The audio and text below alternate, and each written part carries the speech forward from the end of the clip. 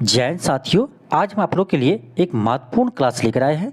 आज हम देखेंगे आपका पूरे एक साल में बिहार के करेंट अफेयर से संबंधित महत्वपूर्ण टॉपिक। ठीक है, जितने भी आपका महत्वपूर्ण टॉपिक है उसे हम देखेंगे। पहले देखिए, आपका जैसे बिहार में नक्सल प्रभावित जिले हैं, ये आपका टॉपिक हो गया। फिर आपका बिहार का पहला सुपर कंप्यूटर।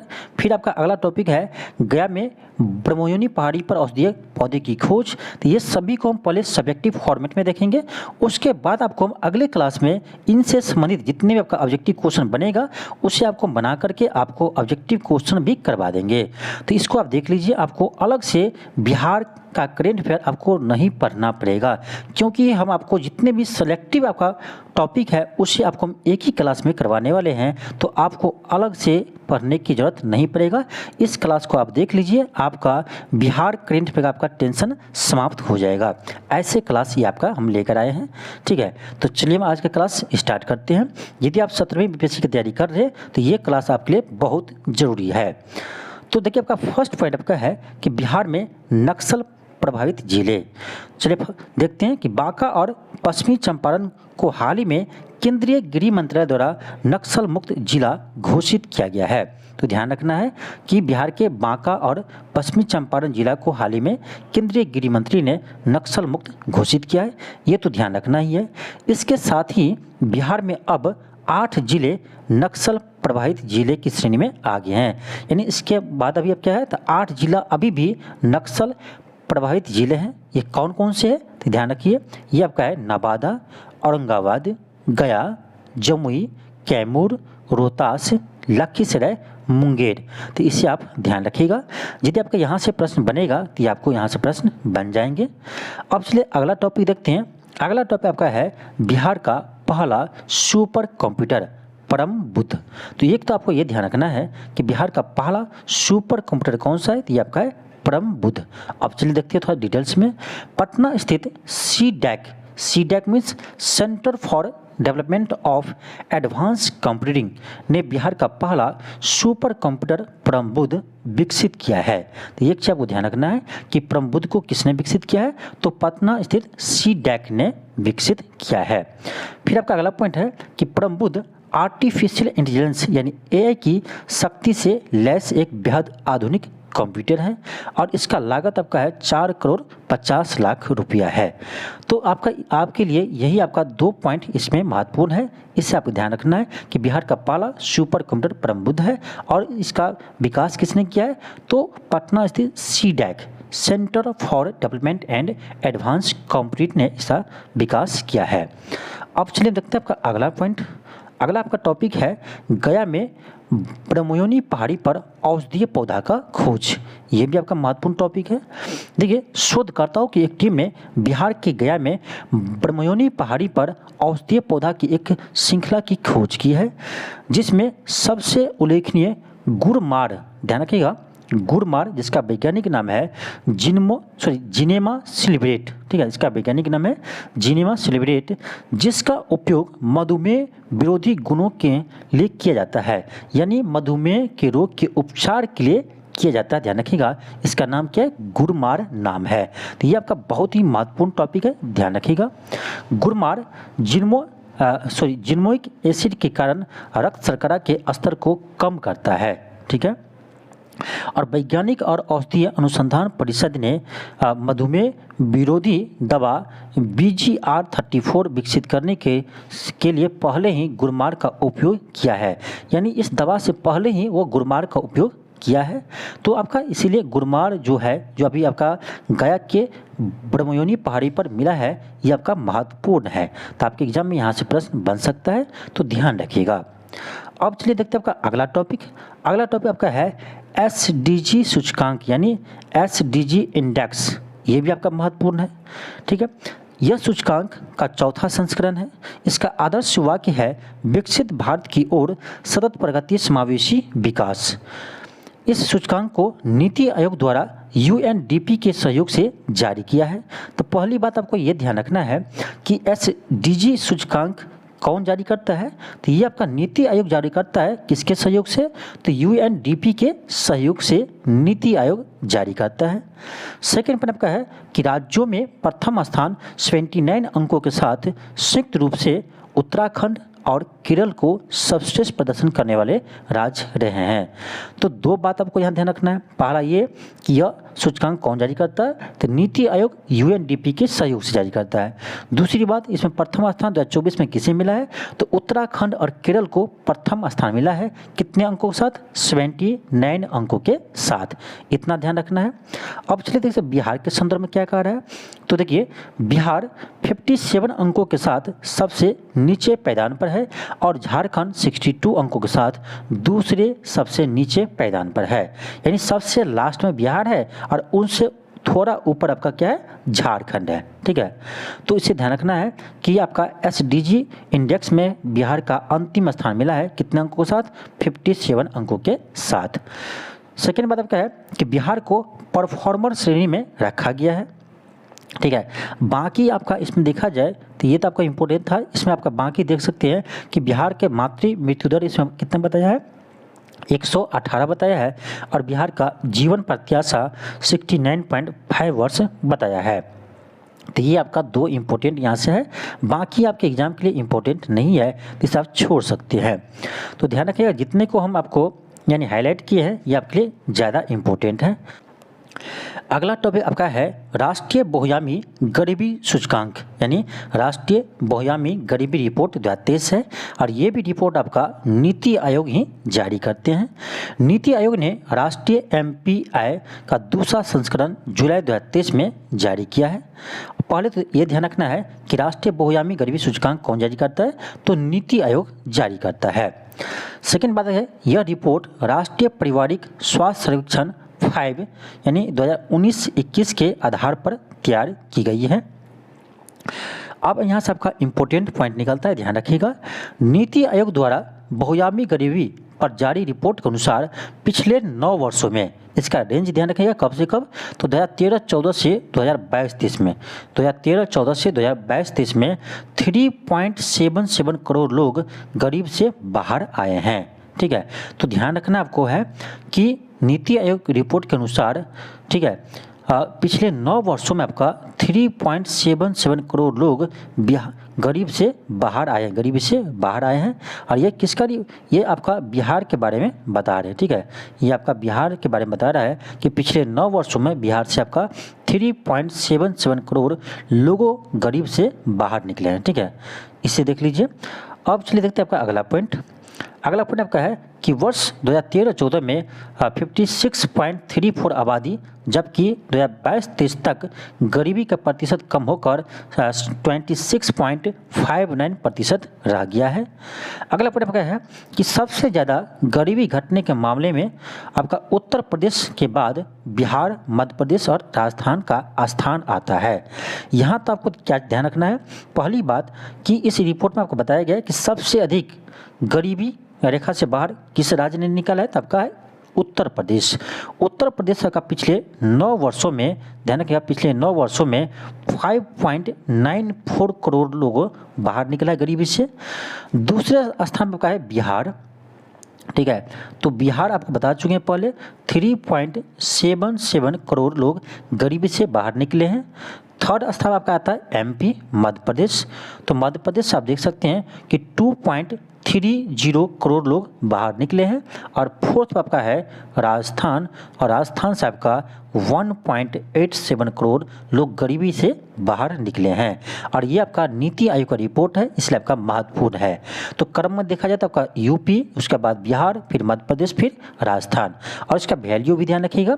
अब देखिए ये किसी भी बुक का आपका, यदि ये आपका नोट्स है किसी भी बुक का आपका है, तो जो आपका इम्पोर्टेंट है वो हम आपको लेकर आए हैं। और यहाँ देख सकते हैं कि आपको यहाँ पर नहीं दिया है कि यूपी में कितने लोग गरीबी से बाहर निकले, लेकिन हमने इसको ऐड किया है। ठीक है, तो ऐसे ही आपको आगे भी देखेंगे बहुत सारी चीज़ हम आपको इसमें ऐड किए हुए हैं। ठीक है, तो जो जितने भी आपका इम्पोर्टेंट पॉइंट है जहाँ से आपके एग्जाम में क्वेश्चन बन सकता है, तो ये भी आपको हम इसमें ऐड किए हैं। तो ऐसा नहीं आपका जो भी ये बुक है कि उस बुक में आपका सब कुछ दिया है, तो हमने बहुत सारी चीज़ ऐड भी किए हैं, जी यही आपको बेनिफिट मिलने वाला है। ठीक है, तो ये तो आपका राजबाज हो गया। और पूरे देश में देखा जाए तो पिछले 9 वर्षों में आपका पूरे देश में 24.82 करोड़ लोग गरीबी से बाहर निकले हैं।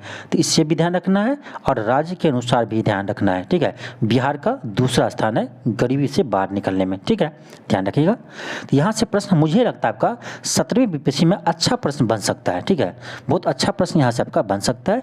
इसीलिए आपका जितने भी इंपॉर्टेंट पॉइंट है इसे आप जरूर देख लीजिएगा, ठीक है। अब चलिए देखते हैं आपका अगला टॉपिक है कर्पूरी ठाकुर जी। अब देखिए कर्पूरी ठाकुर जी क्यों अभी आपका हाईलाइट में है। आपको पता होगा कि आपको इसे 2024 में भारत रत्न से सम्मानित किया गया है। अब देखिए यहाँ से प्रश्न आपको बनेगा कर्पूरी ठाकुर जी के जीवनी से, ठीक है, इसने क्या क्या कार्य किया है, ठीक है, कब वो मुख्यमंत्री बने थे, तो ये आपका इम्पोर्टेंट है, तो इसे भी देख लेते हैं। देखिए कर्पूरी ठाकुर को उसके जन्म शताब्दी 2024 में मनाई गई है। उनका जन्म 24 जनवरी 1924 को हुआ था। देखिए कितना आसान है याद करना, 24 जनवरी 1924 में हुआ था और उसकी मृत्यु 1988 में हो गया था। और उन्होंने भारत छोड़ो आंदोलन में सक्रिय भाग लिया था, सक्रिय भूमिका निभाया था और उन्हें जननायक के नाम से जाने जाते हैं। यहाँ से भी प्रश्न बनता है, पहले भी बीपीएससी ने पूछा है, तो इन्हें जननायक के नाम से भी जाने जाते हैं। और 1970 में संयुक्त सोशलिस्ट पार्टी के साथ पहली बार सीएम बने थे। तो ये आपका इम्पोर्टेंट है कि उन्होंने पहली बार और किस पार्टी से सीएम बने थे, तो 1970 में पहली बार संयुक्त सोशलिस्ट पार्टी से वह सीएम बने थे, मुख्यमंत्री बने थे। तो ये ध्यान रखिएगा, इम्पोर्टेंट है। फिर देखते हैं आगा कि वे जून 1977 में फिर से जनता पार्टी के सीएम बने और करीब 2 साल तक सत्ता में रहे हैं। पहली बार मुख्यमंत्री कब बना, तो 1970 में बना संयुक्त सोशलिस्ट पार्टी के साथ, और ये आपका 1977 में मुख्यमंत्री बना जनता पार्टी के साथ, ठीक है, ध्यान रखना है।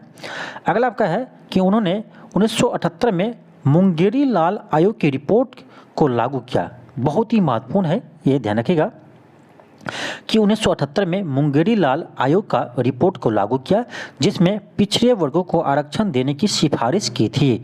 यानी बिहार में पहली बार पिछड़े वर्गों का आरक्षण किसने दिया है, तो ये दिया आपका, ध्यान रखिए, कर्पूरी ठाकुर जी ने, और ये मुंगेरी लाल रिपोर्ट के आधार पर दिया है। तो इससे भी ध्यान रखिएगा, रिपोर्ट का नाम भी ध्यान रखिएगा, ठीक है।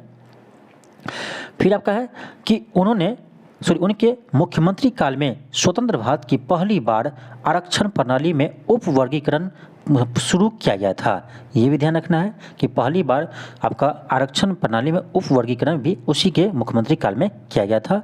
तत्कालिक उप मुख्यमंत्री और शिक्षा मंत्री कर्पूरी ठाकुर ने अंग्रेजी विरोधी अभियान का नेतृत्व किया है और इसी के नेतृत्व के आधार पर आपका अंग्रेजी को क्लास 10th में आपका अनिवार्यता समाप्त कर दिया था, और जो अभी तक लागू है। आपको पता होगा कि बिहार के आपका जो क्लास 10th का एग्ज़ाम होता है उसमें आपका इंग्लिश का जो आपका पेपर होता है उसका मार्क्स आपके मार्कशीट में नहीं जोड़े जाते हैं, यानी आपका जो रिजल्ट बनता है उसमें आपका इंग्लिश का मार्क्स नहीं जोड़े जाते हैं, ठीक है। तो ये आपका इसी के कल्याण, इसी के आधार पर किया गया था। कर्पूरी ठाकुर जी ने इसे लागू करवाया था, ठीक है। उस समय वो क्या थे, उसमें वो शिक्षा मंत्री थे और उप मुख्यमंत्री थे बिहार के। फिर वे बिहार में शराबबंदी लागू करने वाले पहले मुख्यमंत्री थे।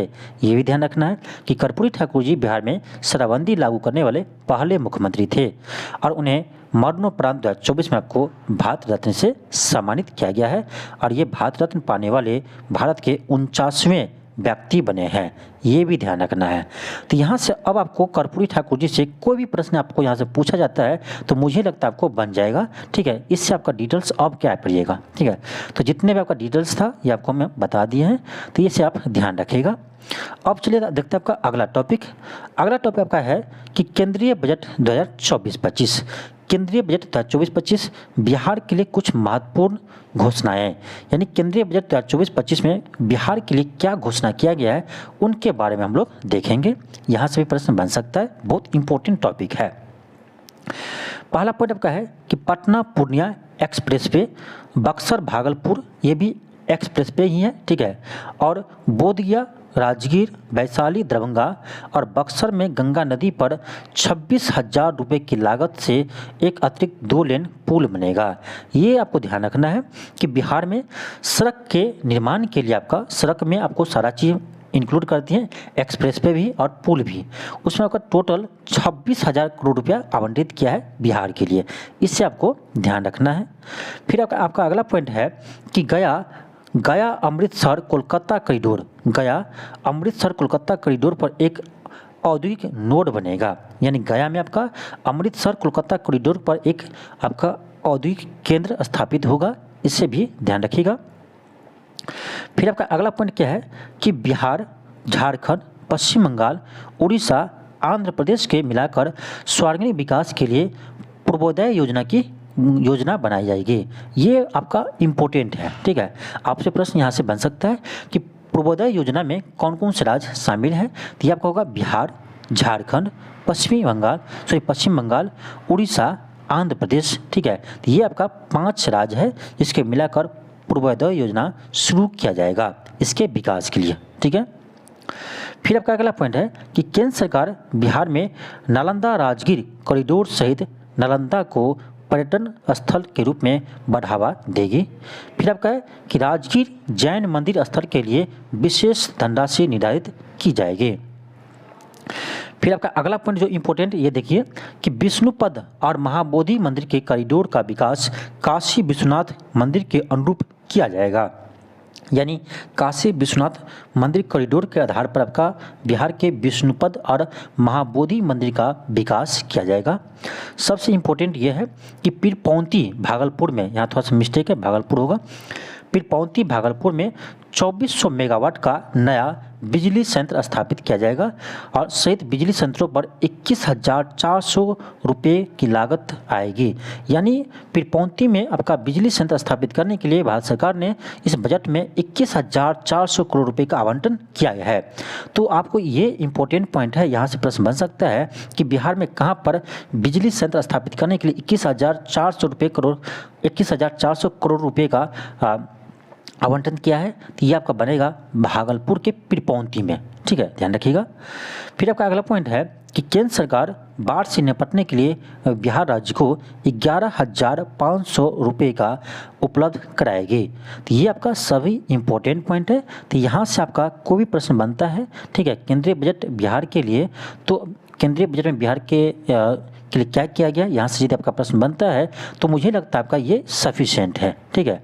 तो इसे आप देख लीजिएगा अच्छे से, यहाँ से प्रश्न आपके एग्जाम में मुझे लगता आएगा। अब आपका अगला टॉपिक है नागी और नकटी पक्षी अभयारण्य। देख लीजिए, आप देखे होंगे अभी तक जितने भी हम टॉपिक अभी करवाएं अभी तक, तो आपको लगता होगा सारा सही में इम्पोर्टेंट है।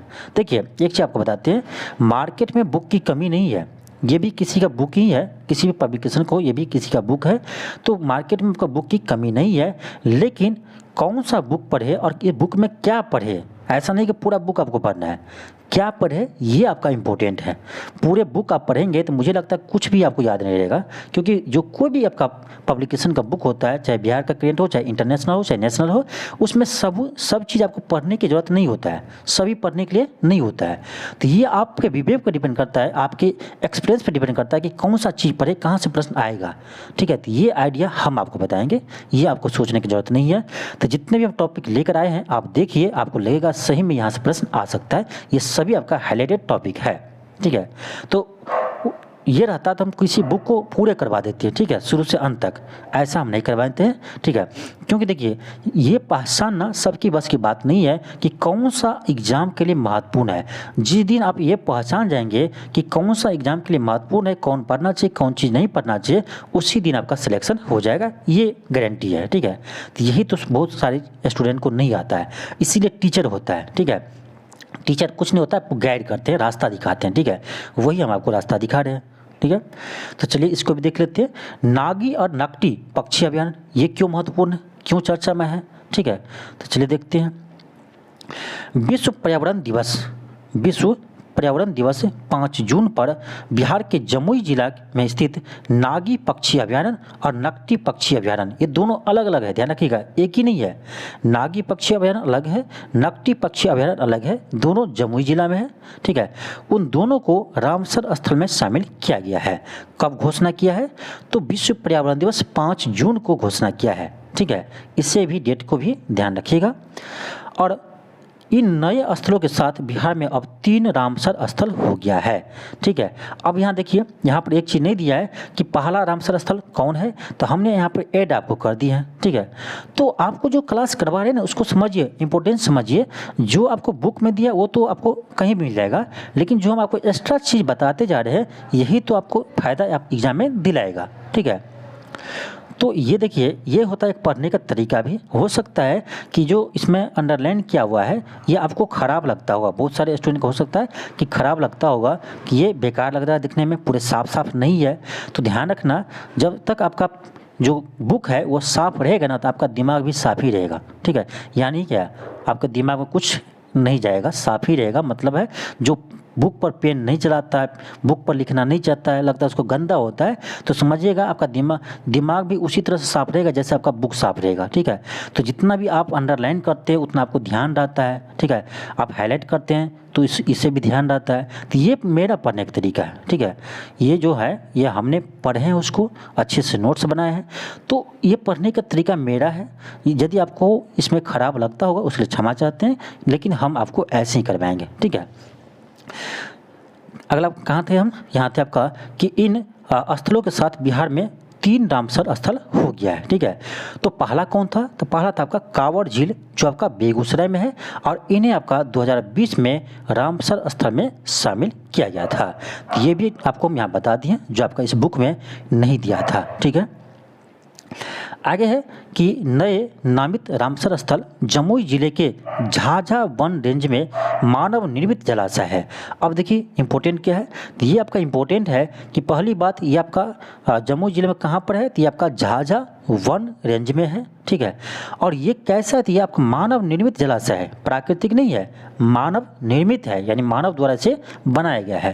तो ये आपका महत्वपूर्ण पॉइंट हुआ। फिर है कि इसके जल ग्रहण क्षेत्रों में पहाड़ियों से घिरे सूक्ष्म पर्णपाती वन पाए जाते हैं। कैसे, सूक्ष्म पर्णपाती वन पाए जाते हैं। फिर अगला पॉइंट है नकटी पक्षी अभयारण्य मुख्य रूप से नकटी बांध के निर्माण के माध्यम से सिंचाई के लिए विकसित किया गया था। नकटी पक्षी अभयारण्य लुप्तप्राय हाथी, ठीक है, लुप्तप्राय भारतीय हाथी और संवेदनशील देसी कैटफिश पाए जाते हैं। ये भी इम्पोर्टेंट है कि नकटी में कौन से क्या चीज़ पाए जाते हैं, तो लुप्तप्राय भारतीय हाथी और संवेदनशील देसी कैटफिश। ठीक है, फिर आपका अगला पॉइंट है कि दोनों स्थलों को यानी नागी और नकटी दोनों को प्रवासी पक्षियों के लिए स्वर्ग माना जाता है। फिर आपका अगला पॉइंट है कि वर्ल्ड लाइफ इंटरनेशनल द्वारा महत्वपूर्ण पक्षी और जैव विविधता क्षेत्र के रूप में नामित किया गया है। और इंडो गंगा मैदान पर लाल काल गिदार पोचियाट की सबसे बड़ी आबादी पक्षी अभयारण्य नकटी पक्षी अभयारण्य में पाई जाती है। तो यहाँ से आपको क्या ध्यान रखना है तो आपको बता देते हैं। देखिए, इसमें आपको ये ध्यान रखना है कि ये रामसर स्थल में कब इसका घोषणा हुआ, तो विश्व पर्यावरण दिवस 5 जून को घोषणा हुआ।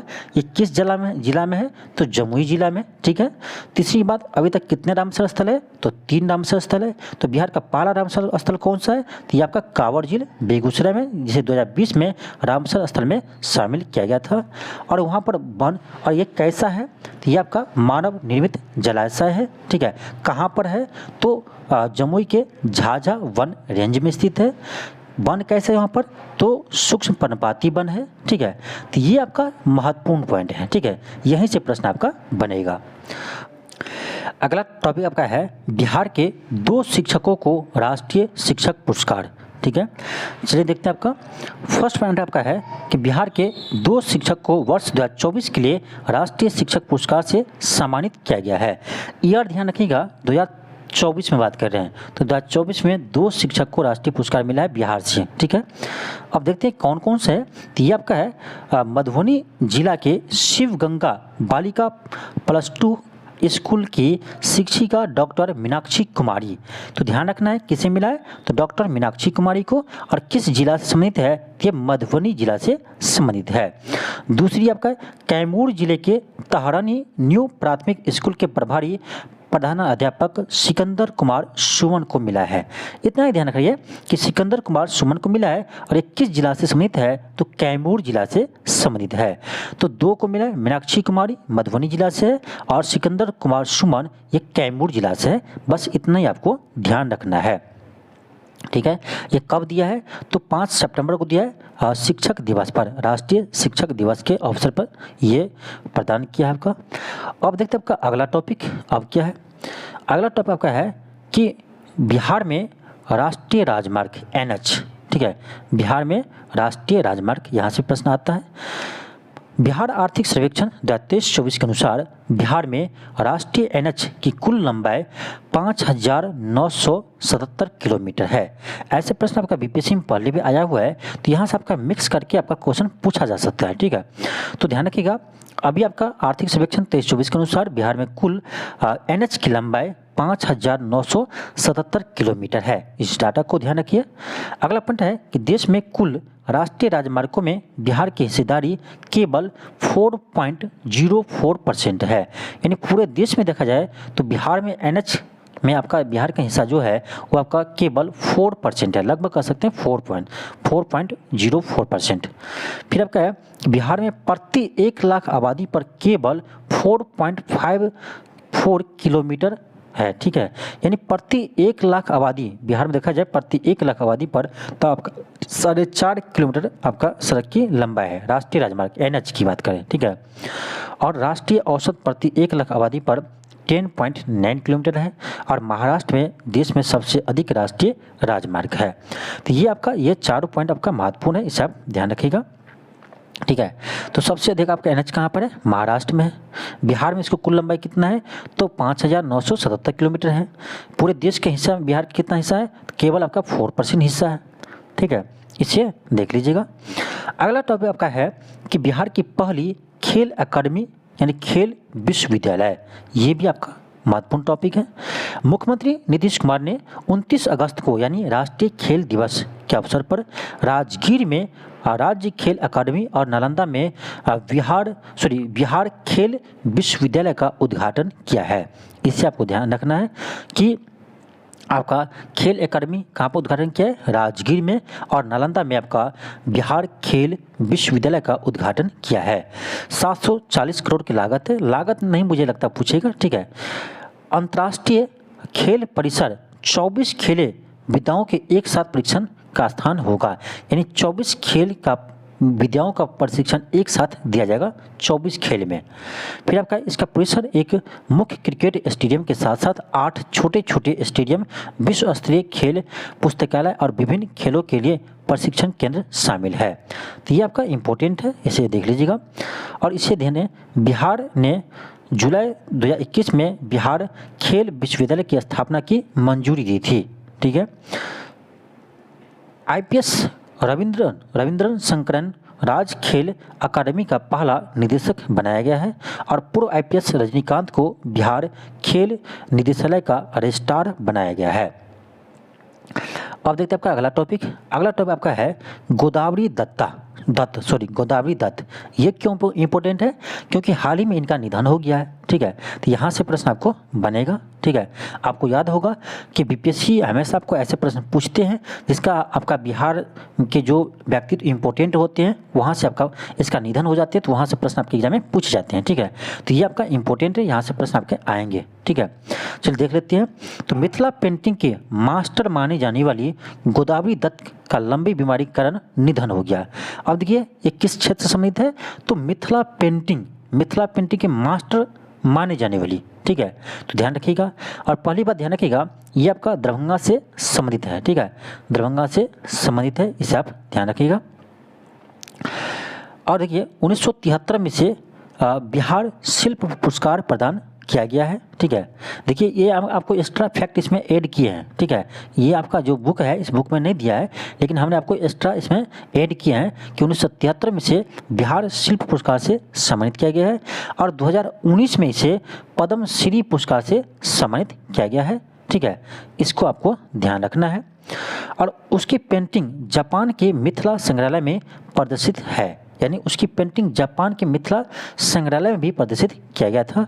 और एक चीज़ और ध्यान रखिएगा पुरस्कार में कि 1980 में इसे राष्ट्रीय पुरस्कार से भी सम्मानित किया गया है और 2006 में शिल्प गुरु पुरस्कार से सम्मानित किया गया है।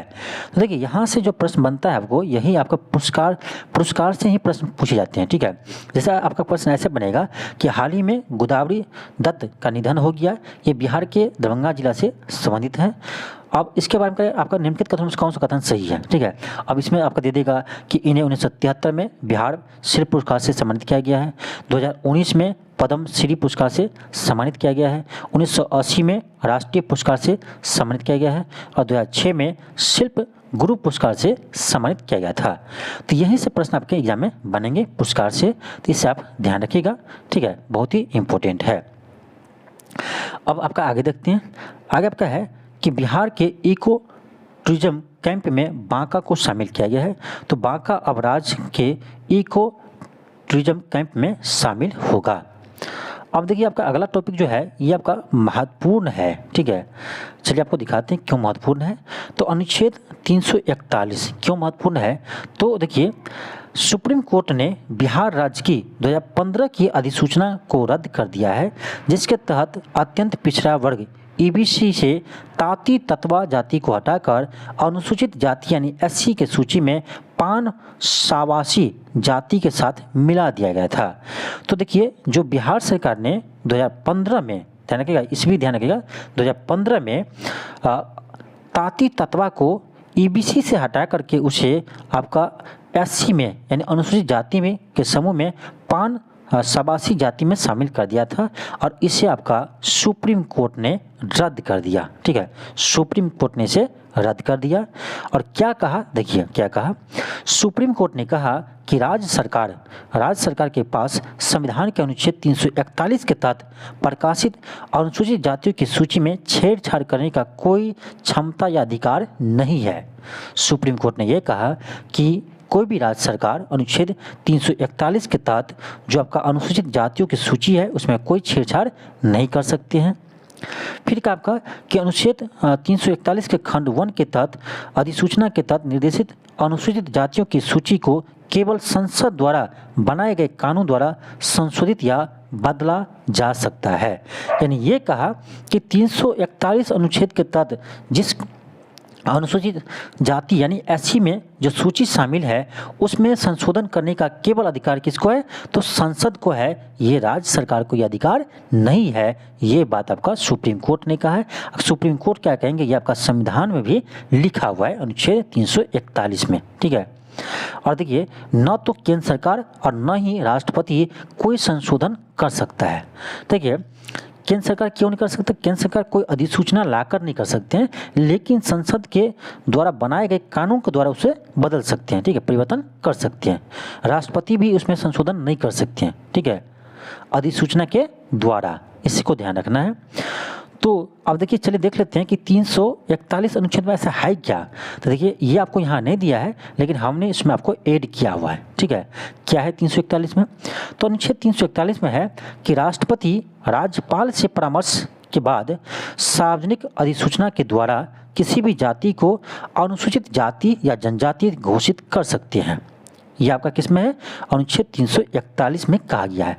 लेकिन देखिए क्या कह रहा है, राष्ट्रपति राज्यपाल के परामर्श से किसी जाति को सार्वजनिक अधिसूचना के द्वारा अनुसूचित जाति या जनजाति में घोषित कर सकते हैं, ठीक है, लेकिन इसे बदल नहीं सकते हैं, क्योंकि देखिए यहाँ कड़ा घोषित कर सकते हैं, लेकिन देखिए इससे क्या, यहाँ पर देखिए क्या लिखा है, यहाँ जो आपको बताए थे यहाँ पर क्या था कि न तो केंद्र सरकार न ही राष्ट्रपति कोई संशोधन कर सकता है या परिवर्तन कर सकता है अधिसूचना के द्वारा, ठीक है, अधिसूचना के द्वारा ये परिवर्तन नहीं कर सकते। हाँ, अधिसूचना के द्वारा किसी जाति को आप अनुसूचित जाति या जनजाति घोषित कर सकते हैं राष्ट्रपति, ठीक है।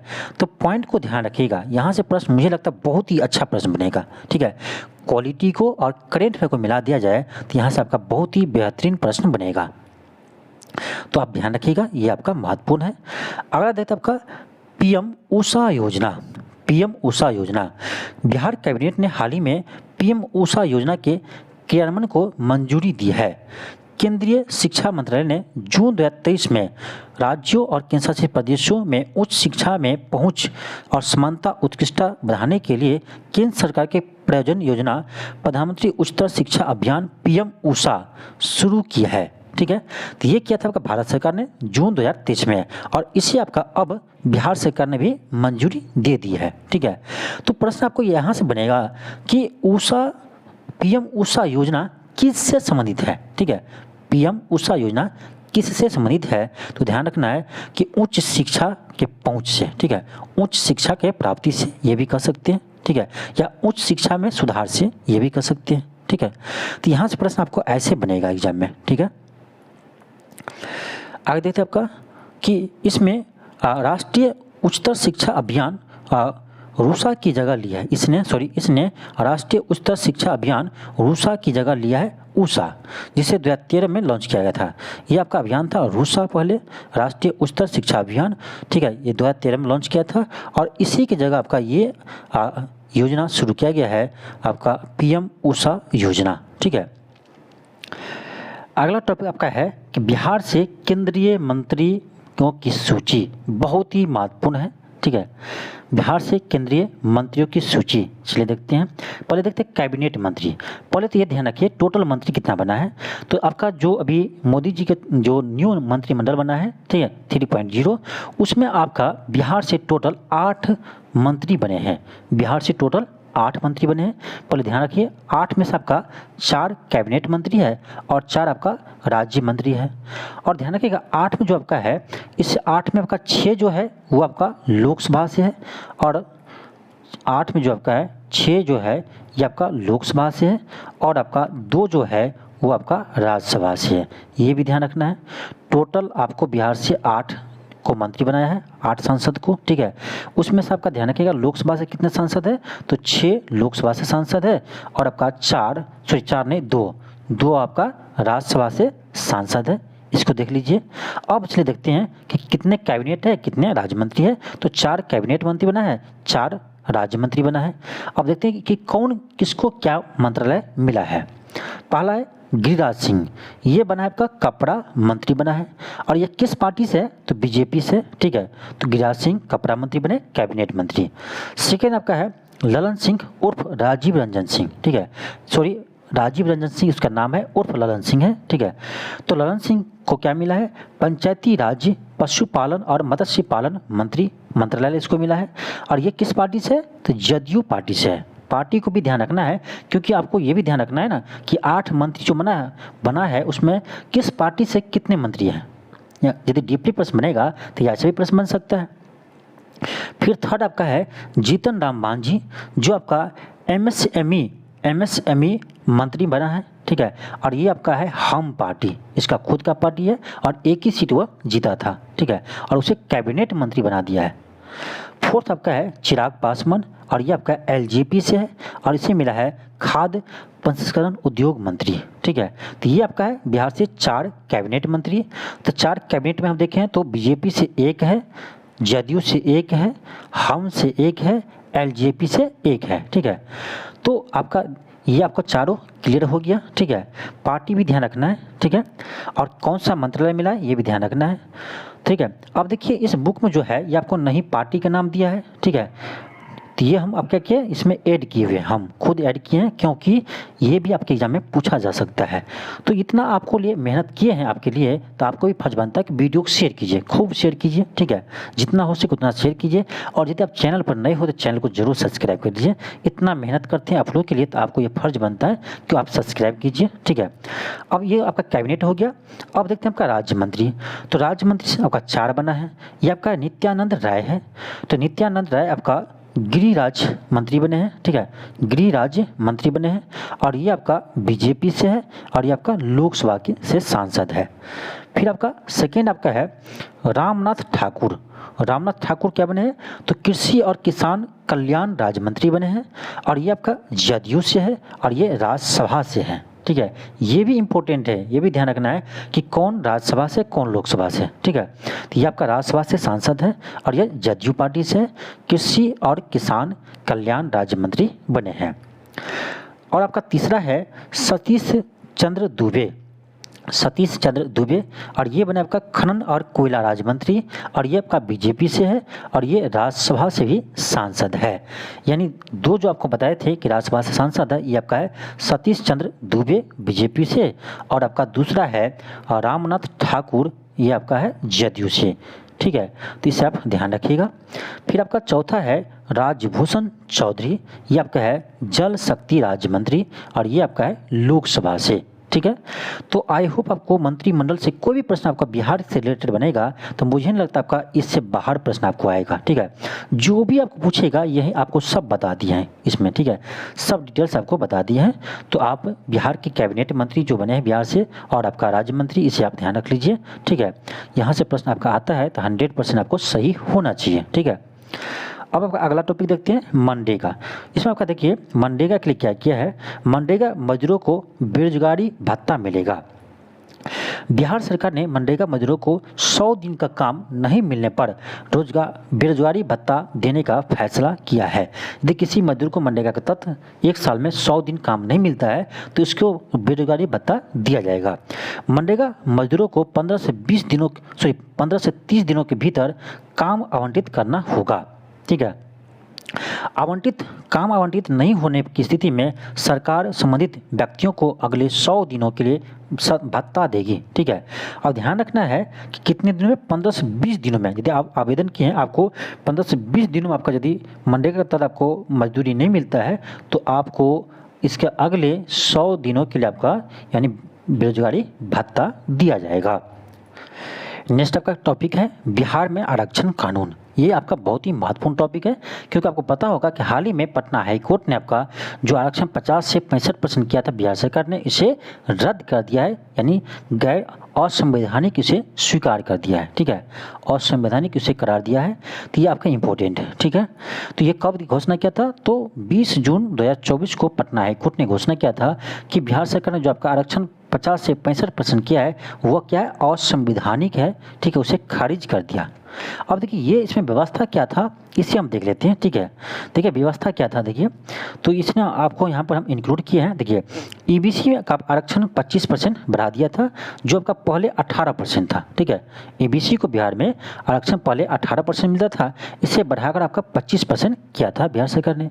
ओबीसी में आपका 18% आरक्षण किया था, पहले 12% मिलता था, अब उसको बढ़ाकर 18% कर दिया था।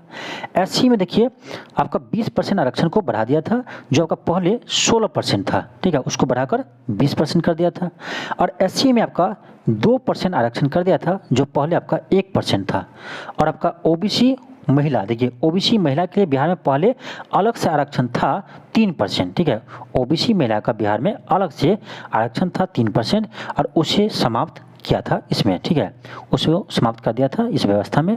तो इसी व्यवस्था को पटना हाईकोर्ट ने रद्द कर दिया, यानी अब आपका पुराना वाला जो है वही आपका अब लागू रहेगा फिलहाल। ठीक है, तो पुराना वाला ही आपका आरक्षण 50% वाला भी आपका आरक्षण अभी वर्तमान में आपका बिहार में चलेगा। ठीक है, और ध्यान रखें ना, यह कानून बिहार सरकार कब लागू किया था, तो 21 नवंबर 2023 को लागू किया था। इस डेट को ध्यान रखिएगा, 21 नवंबर 2023 को बिहार सरकार ने इसे लागू किया था।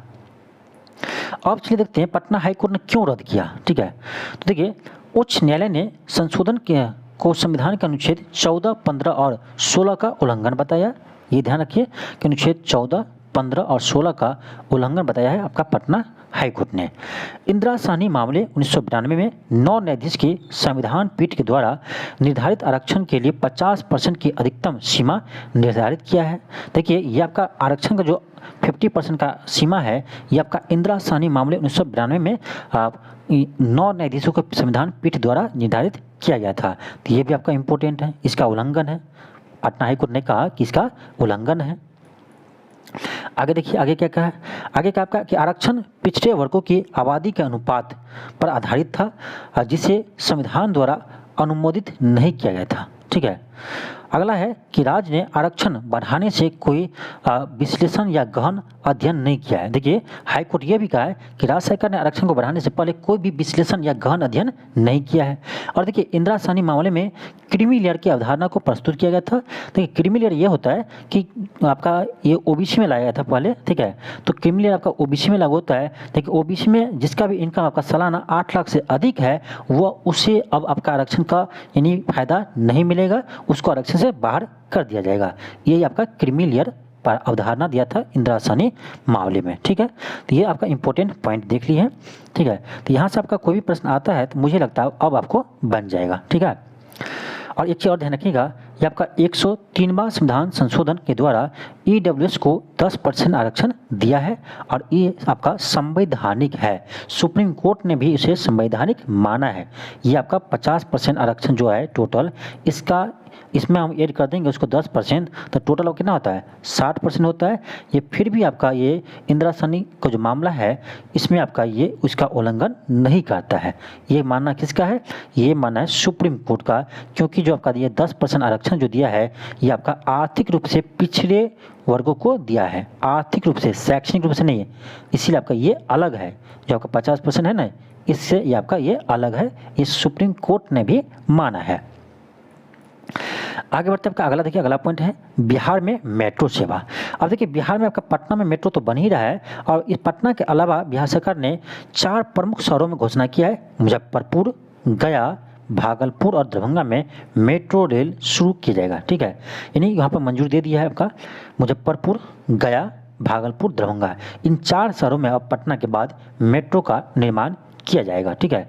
तो ध्यान रखिएगा, ठीक है। अब आपका मुजफ्फरपुर, दरभंगा, भागलपुर और मुजफ्फरपुर, गया, भागलपुर, दरभंगा, ये 4 शहरों में आपका मेट्रो का परिचालन होगा, ठीक है। इसका घोषणा बिहार सरकार ने कर दिया है।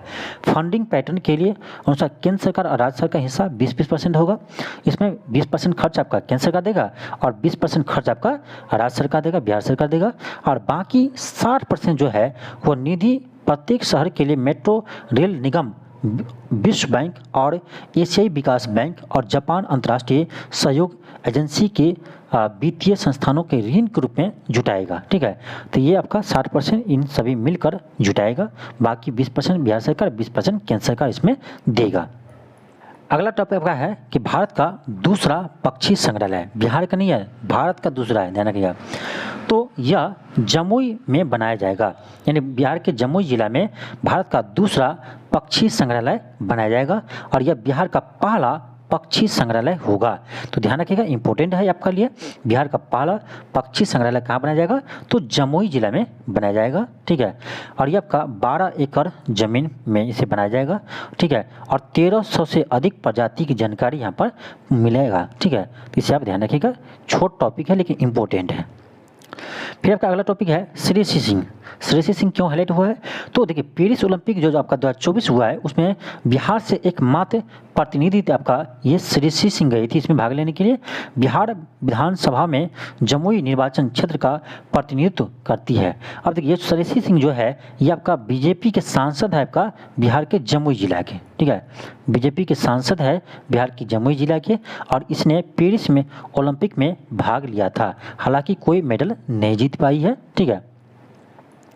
अब देखते हैं आपका अगला टॉपिक 18वीं लोकसभा चुनाव और बिहार। देखिए 18वीं लोकसभा का जो चुनाव हुआ है उसमें आपका बिहार में जो आपका 40 सीट टोटल है लोकसभा का, उसमें किस पार्टी को कितना सीट मिला है?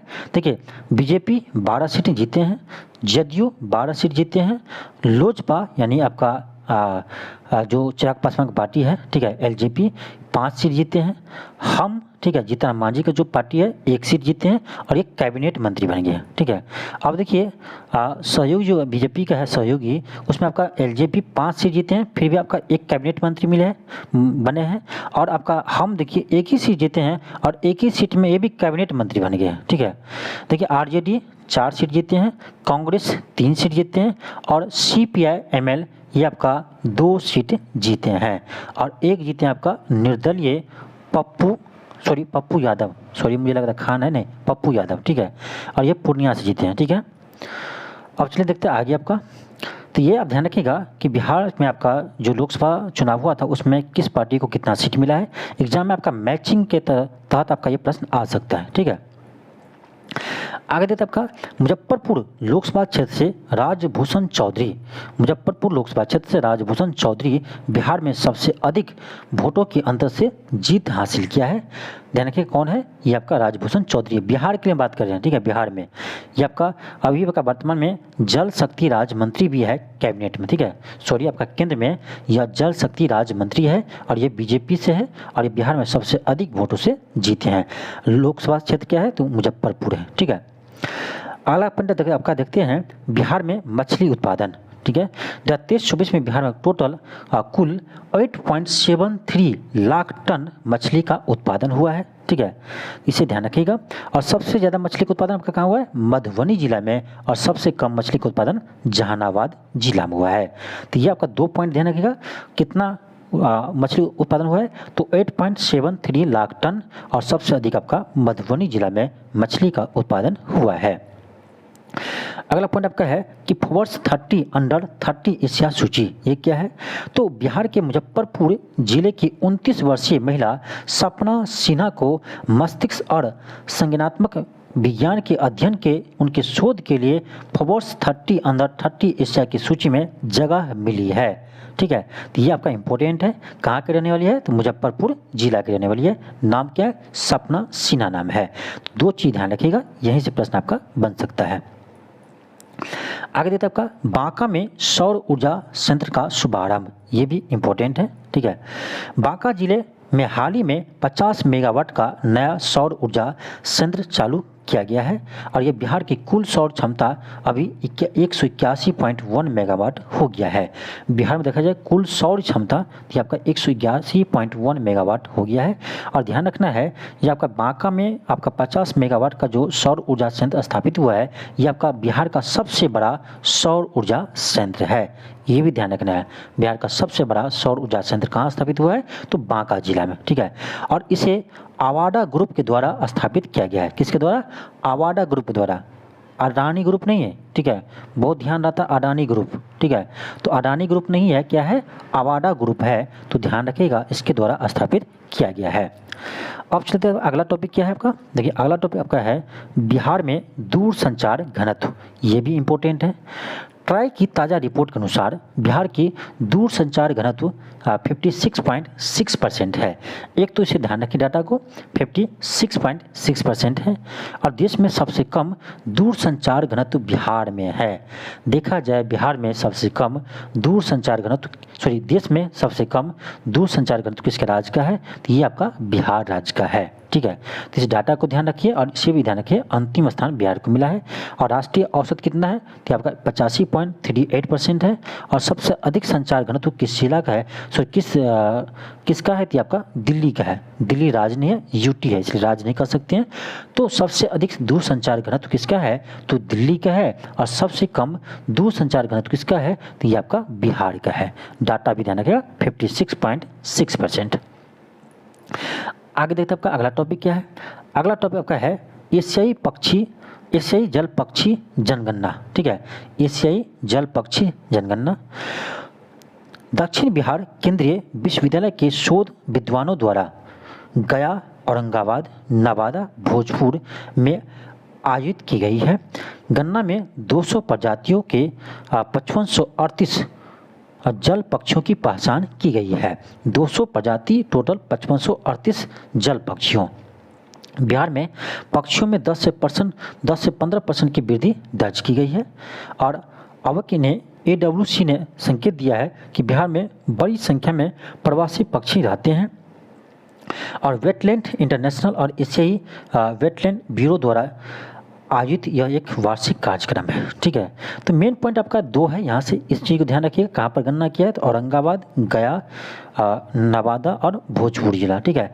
कितना प्रजाति है, 200 प्रजाति है और 5538 जलीय पक्षी की पहचान की गई है। यही आपका 2 महत्वपूर्ण पॉइंट है, ठीक है। अब देखते हैं आपका अगला पॉइंट क्या है, तो बिहार को नाबार्ड की वित्तीय सहायता, तो नाबार्ड यानी राष्ट्रीय कृषि और ग्रामीण विकास बैंक ने वित्तीय वर्ष 2023-24 के दौरान पुनर्जीवित प्रत्यक्ष वित्त और अनुदान सहायता के लिए रूप में बिहार को 10,372.86 करोड़ रुपए का वित्तीय सहायता प्रदान करेंगे। तो इतना ही ध्यान रखना है कि नाबार्ड के द्वारा बिहार को कितना वित्तीय सहायता प्रदान किया जाएगा, तो ध्यान रखिएगा 10,372.86 करोड़। ठीक है, इसको डाटा को ध्यान रखना है, ये डाटा आपकी एग्जाम में आ सकते हैं। ये प्रश्न आपको हम पहले करवा भी चुके हैं, आप देखे होंगे तो। ठीक है, और ये अब तक का नाबार्ड के द्वारा सबसे बड़ी वित्तीय सहायता बिहार को मिला है। अगला टॉपिक आपका है Bombay stock exchange. Bombay stock exchange में बिहार की सूचीबद्ध कंपनियां। देखिए, बॉम्बे स्टॉक एक्सचेंज में 66.5 लाख से ज़्यादा पंजीकृत निवेशक हैं। फिर भी देश के तीसरे सबसे ज़्यादा आबादी वाले राज्य बिहार के में स्टॉक एक्सचेंज में सूचीबद्ध एक भी विनिर्माण इकाई नहीं है। ये अफसोस की बात है कि बिहार जनसंख्या में तीसरी सबसे बड़ी आबादी वाला राज्य है और फिर भी बॉम्बे स्टॉक एक्सचेंज में बिहार का कोई भी विनिर्माण कंपनी नहीं है, एक भी सूचीबद्ध कंपनी नहीं है। ठीक है, तो आपका ये इंपॉर्टेंट पॉइंट हो गया, इसे ध्यान रखिएगा। ठीक है,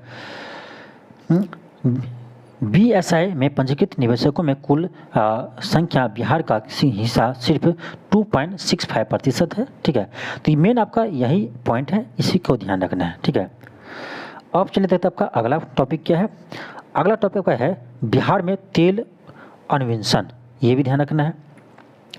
तेल और प्राकृतिक गैस निगम यानी ओएनजीसी इस साल बिहार के तेल और गैस की खोज के लिए एक कुआं खोदने का योजना बना रहा है। देखिए, ये भी प्रश्न आपका ऐसा बनेगा कि बिहार में किसने तेल और गैस की खोजने के लिए कुआं खोदने का योजना बना रही है, तो ये ओएनजीसी बना रही है। ठीक है, ध्यान रखिए ना, ओएनजीसी ये कार्य करने जा रहे हैं। और कहाँ करेगा, तो ओएनजीसी बिहार के समस्तीपुर में अपने ब्लॉक के लिए 300 वर्ग किलोमीटर के लिए 3D भूकंपीय डेटा हासिल किया है। ठीक है, कहाँ खोदा जाएगा, तो समस्तीपुर जिला में। तो 2 पॉइंट यहाँ से इंपॉर्टेंट है। पहला कि आपका तेल और प्राकृतिक गैस निगम ओएनजीसी बिहार में तेल और गैस के लिए कुआं खोदने का कार्य करेगा और कहाँ करेगा, समस्तीपुर में। तो 2 ही पॉइंट इंपॉर्टेंट है, इसे आप ध्यान रखिए। तो जो आपका हाईलाइट किए हैं वही आपका पॉइंट इंपॉर्टेंट है बस। ठीक है, अगला टॉपिक आपका है नीतीश डिवाइस। क्या है नीतीश डिवाइस? देखिए, नीतीश का फुल फॉर्म आपका है मानव जीवन की सुरक्षा के लिए तकनीकी हस्तक्षेप की नई पहल। इसका फुल फॉर्म आपका है कि noble initiative technological investigation for safety of human lifes. ठीक है, तो ये आपका इसका फुल फॉर्म है। इसका फुल फॉर्म भी ध्यान रखिएगा, आपका इस यहाँ से प्रश्न बन सकता है एग्जाम में। और इसे भारतीय प्रौद्योगिकी संस्थान यानी आईआईटी पटना के सहयोग से विकसित किया गया है। पहली बात आपका नीतीश डिवाइस का फुल फॉर्म ध्यान रखिए। ठीक है, दूसरी बात इसका विकास किसने किया है, तो इसका आपका विकसित किया है आईआईटी पटना ने। ठीक है, आईआईटी पटना ने इसका विकसित किया है, विकास किया है। तीसरी बात, यह एक पेटेंट आकार का उपकरण है जो बिजली, बाढ़, हीट वेव, शीतलहर के बारे में ध्वनि संदेशों के माध्यम से अपने उपयोगकर्ताओं को सचेत करेगा।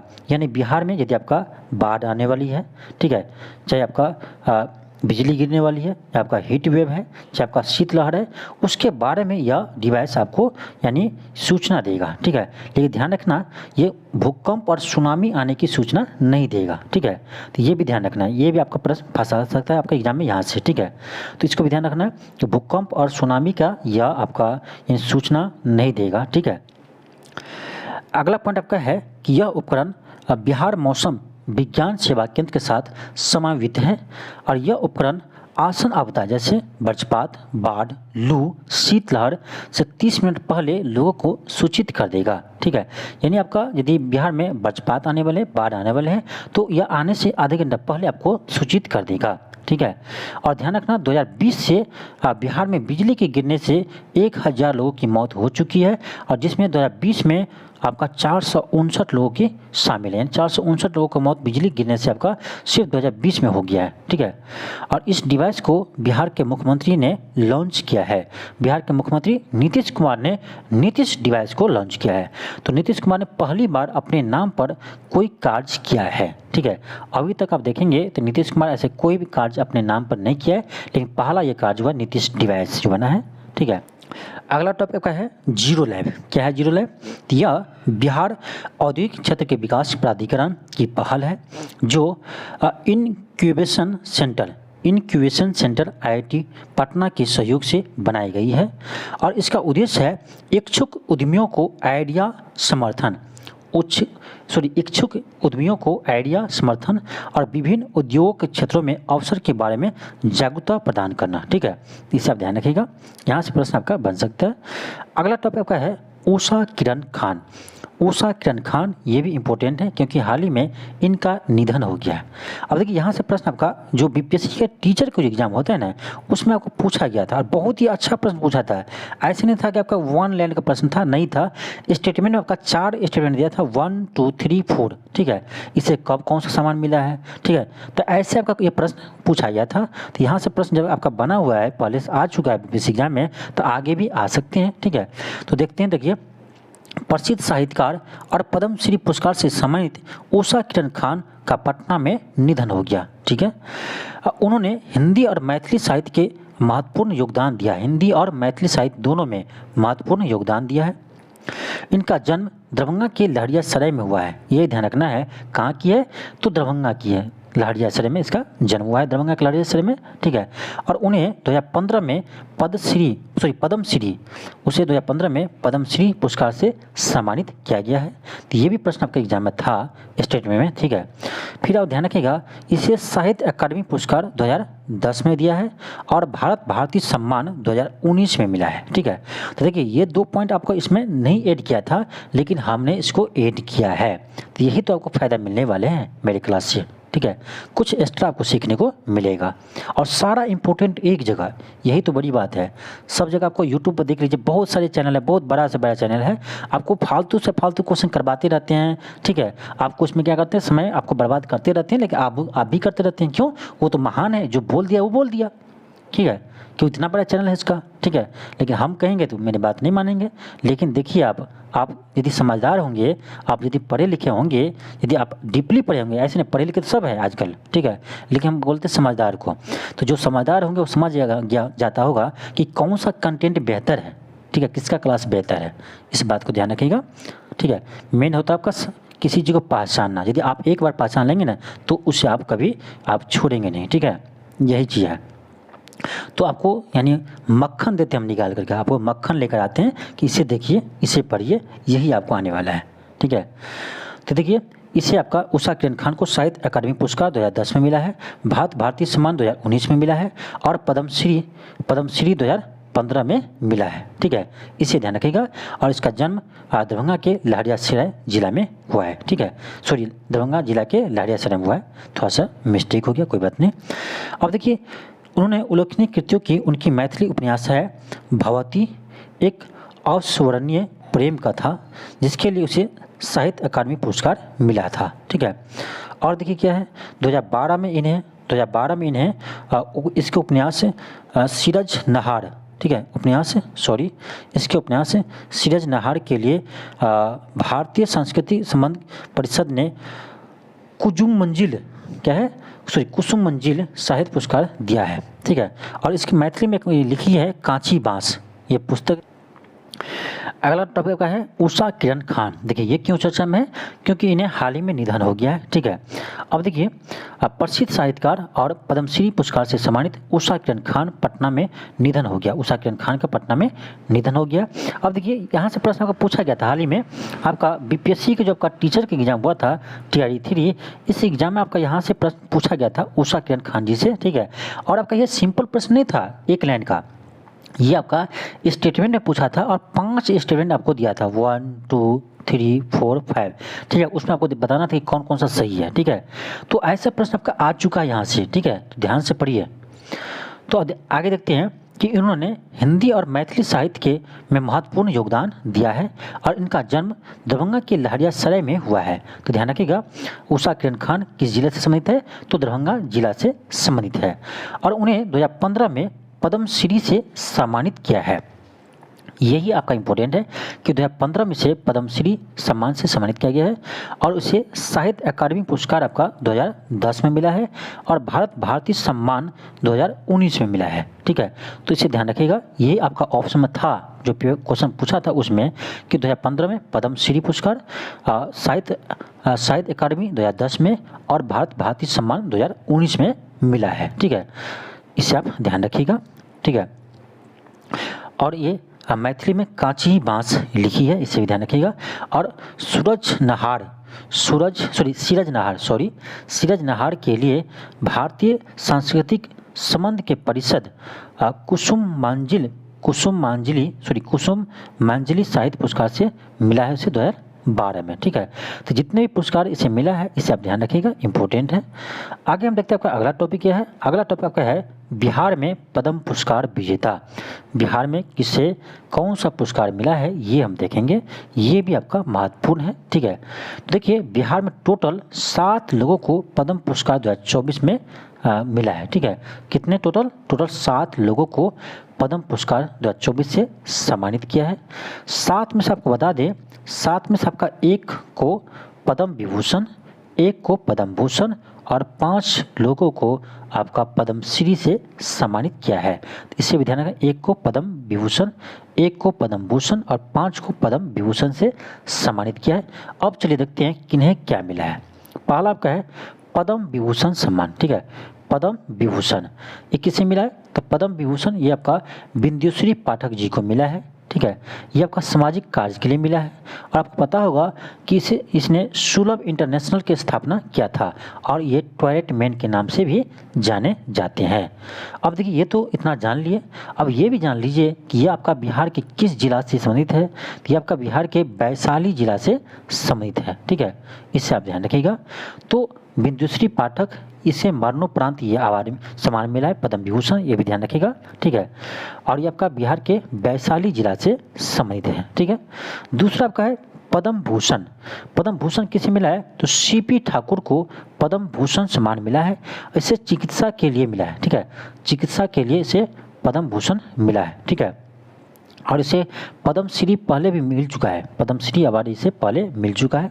ठीक है, और ये आपका बिहार के मुजफ्फरपुर जिला से संबंधित है। ठीक है, और ये आपका बिहार बीजेपी से ये राज्यसभा सदस्य रह चुके हैं। ठीक है, ये बीजेपी से आपका राज्यसभा सदस्य रह चुके हैं। ठीक है, तो इसे भी ध्यान रखिएगा, सीपी ठाकुर इसे आपका हाल ही में पद्म भूषण सम्मान मिला है। तीसरा आपका है शांति देवी। शांति देवी ये कला के लिए से आपका पद्म श्री अवार्ड मिला है। किसको? शांति देवी को पद्म श्री अवार्ड मिला है। ठीक है, और शिवम पासवान को कला के लिए इससे भी आपका पद्म श्री सम्मान से सम्मानित किया गया है।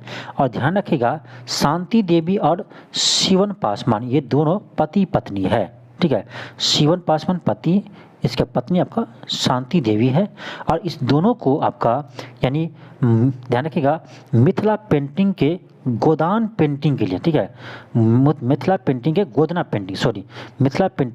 पेंटिंग के लिए आप इसे पद्म श्री सम्मान से सम्मानित किया गया है। तो आपको देखिए नाम तो ध्यान रखना ही है, लेकिन इसे क्यों मिला है ये भी ध्यान रखना। तो शांति देवी और शिवराम पासवान दोनों को मिथिला पेंटिंग के उत्कृष्ट कार्यों के लिए सम्मान से सम्मानित किया है और खास करके आपका गोदना पेंटिंग के लिए। ठीक है, और ध्यान रखना, और ये दोनों जो है ये मधुबनी जिला से संबंधित है। शांति देवी और शिवराम पासवान दोनों बिहार के मधुबनी जिला से संबंधित है, इसे आप देख लीजिए। ठीक है, अब देखते हैं आगे आपका है अशोक कुमार विश्वास। इसे कला के क्षेत्र में यानी पद्मश्री सम्मान से सम्मानित किया गया है। अशोक कुमार विश्वास को टिकुली कला के लिए, किस कला के लिए? टिकुली कला के लिए इसे पद्मश्री से सम्मानित किया गया है और बिहार के भागलपुर जिला के मूल निवासी है। ठीक है, और इसे टिकुली कला के भीष्म पितामह भी जाने जाते हैं। ठीक है, टिकुली कला के भीष्म पितामह के रूप में जाने जाते हैं अशोक कुमार विश्वास। ठीक है, तो ध्यान रखना है दो बात, अशोक कुमार विश्वास टिकुली कला के लिए से पद्मश्री से सम्मानित किया गया है और ये बिहार के भागलपुर जिला से संबंधित है। ठीक है, अगला आपका है सुरेंद्र कुमार, ठीक है, सुरेंद्र कुमार, इसे मिला है आपका साहित्य और शिक्षा के क्षेत्र में पत्रकारिता के लिए, ठीक है। अब देखिए ये सुरेंद्र कुमार ने, सुरेंद्र किशोर नाम है, ठीक है, तो सुरेंद्र किशोर ये आपका चर्चा में रहा था, क्यों रहा था देखिए, ये याद इसलिए ध्यान रखना आपको सुरेंद्र किशोर को, क्योंकि इसने यानी इसको घर जाकर पद्म श्री से सम्मानित किया है, घर जाकर, ठीक है। इसका स्वास्थ्य अस्वस्थ होने के कारण से वो दिल्ली नहीं जा पाया, ठीक है, उसके कारण से आपका पटना के डीएम उनके घर जाकर उसे पद्म श्री से सम्मानित किया है, और ये बिहार के सारण जिला से सम्मानित है सुरेंद्र किशोर, ठीक है। तो ध्यान रखिएगा, उसको घर जाकर के पद्म श्री से सम्मानित किया है। अगला आपका है राम कुमार मलिक, इसे कला के क्षेत्र में इसे यह सम्मान दिया गया है, ठीक है। यह दरभंगा जिला से सम्मानित है, ठीक है, और इसे कला में खासकर संगीत के लिए या इसे सम्मानित किया गया है, ठीक है। कला में किसके लिए? संगीत के लिए, ठीक है, तो इसे भी ध्यान रखना।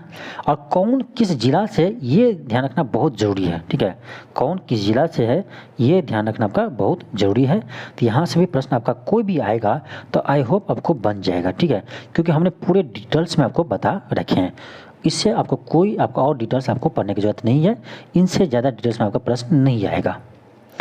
अब देखिए आपका अगला टॉपिक है बिहार विधानसभा के नए अध्यक्ष। तो ये आपका बने हैं कौन? तो आपको पता होगा बिहार विधानसभा के नए अध्यक्ष बने आपका नंद किशोर यादव बिहार विधानसभा के नए अध्यक्ष बने थे, ठीक है। और ये बिहार विधानसभा के 21वें अध्यक्ष चुने गए, ध्यान रखिएगा, बिहार विधानसभा के 21वें अध्यक्ष बने हैं नंद किशोर यादव, और ये बीजेपी से है, ठीक है। अगला है स्वतंत्र भारत के इतिहास में बिंदेश्वरी प्रसाद वर्मा बिहार विधानसभा के पहले अध्यक्ष थे। शायद आपको ये याद भी नहीं होगा कि आज़ादी के बाद, देखिए आज़ादी से पहले आपको याद होगा, मुझे पता है, राम दयालु सिंह आज़ादी से पहले बिहार विधानसभा के प्रथम अध्यक्ष थे, ये सबको याद होगा, 1937 में बने थे, ठीक है। लेकिन शायद ये कम ही लोग को याद होगा कि आज़ादी के बाद बिहार विधानसभा के प्रथम अध्यक्ष कौन बने थे?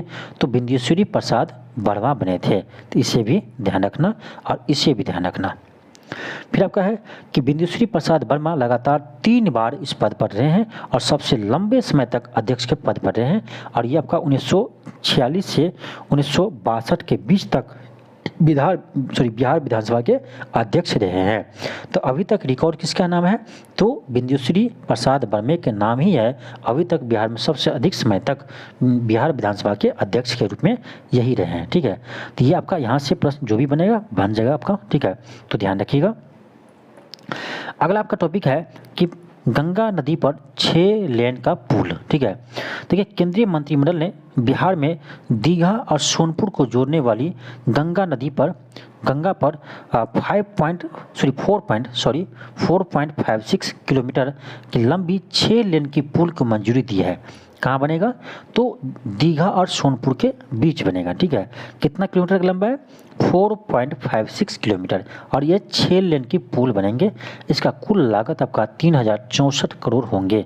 लागत ये आपको याद रहे न रहे, ये आप याद जरूर रखिएगा, ठीक है। अब देखिए आपका अगला टॉपिक देखते हैं। अगला टॉपिक आपका है बाल विवाह। ये आपका हाल ही में रिपोर्ट आया है, तो यहाँ से प्रश्न आ सकता है।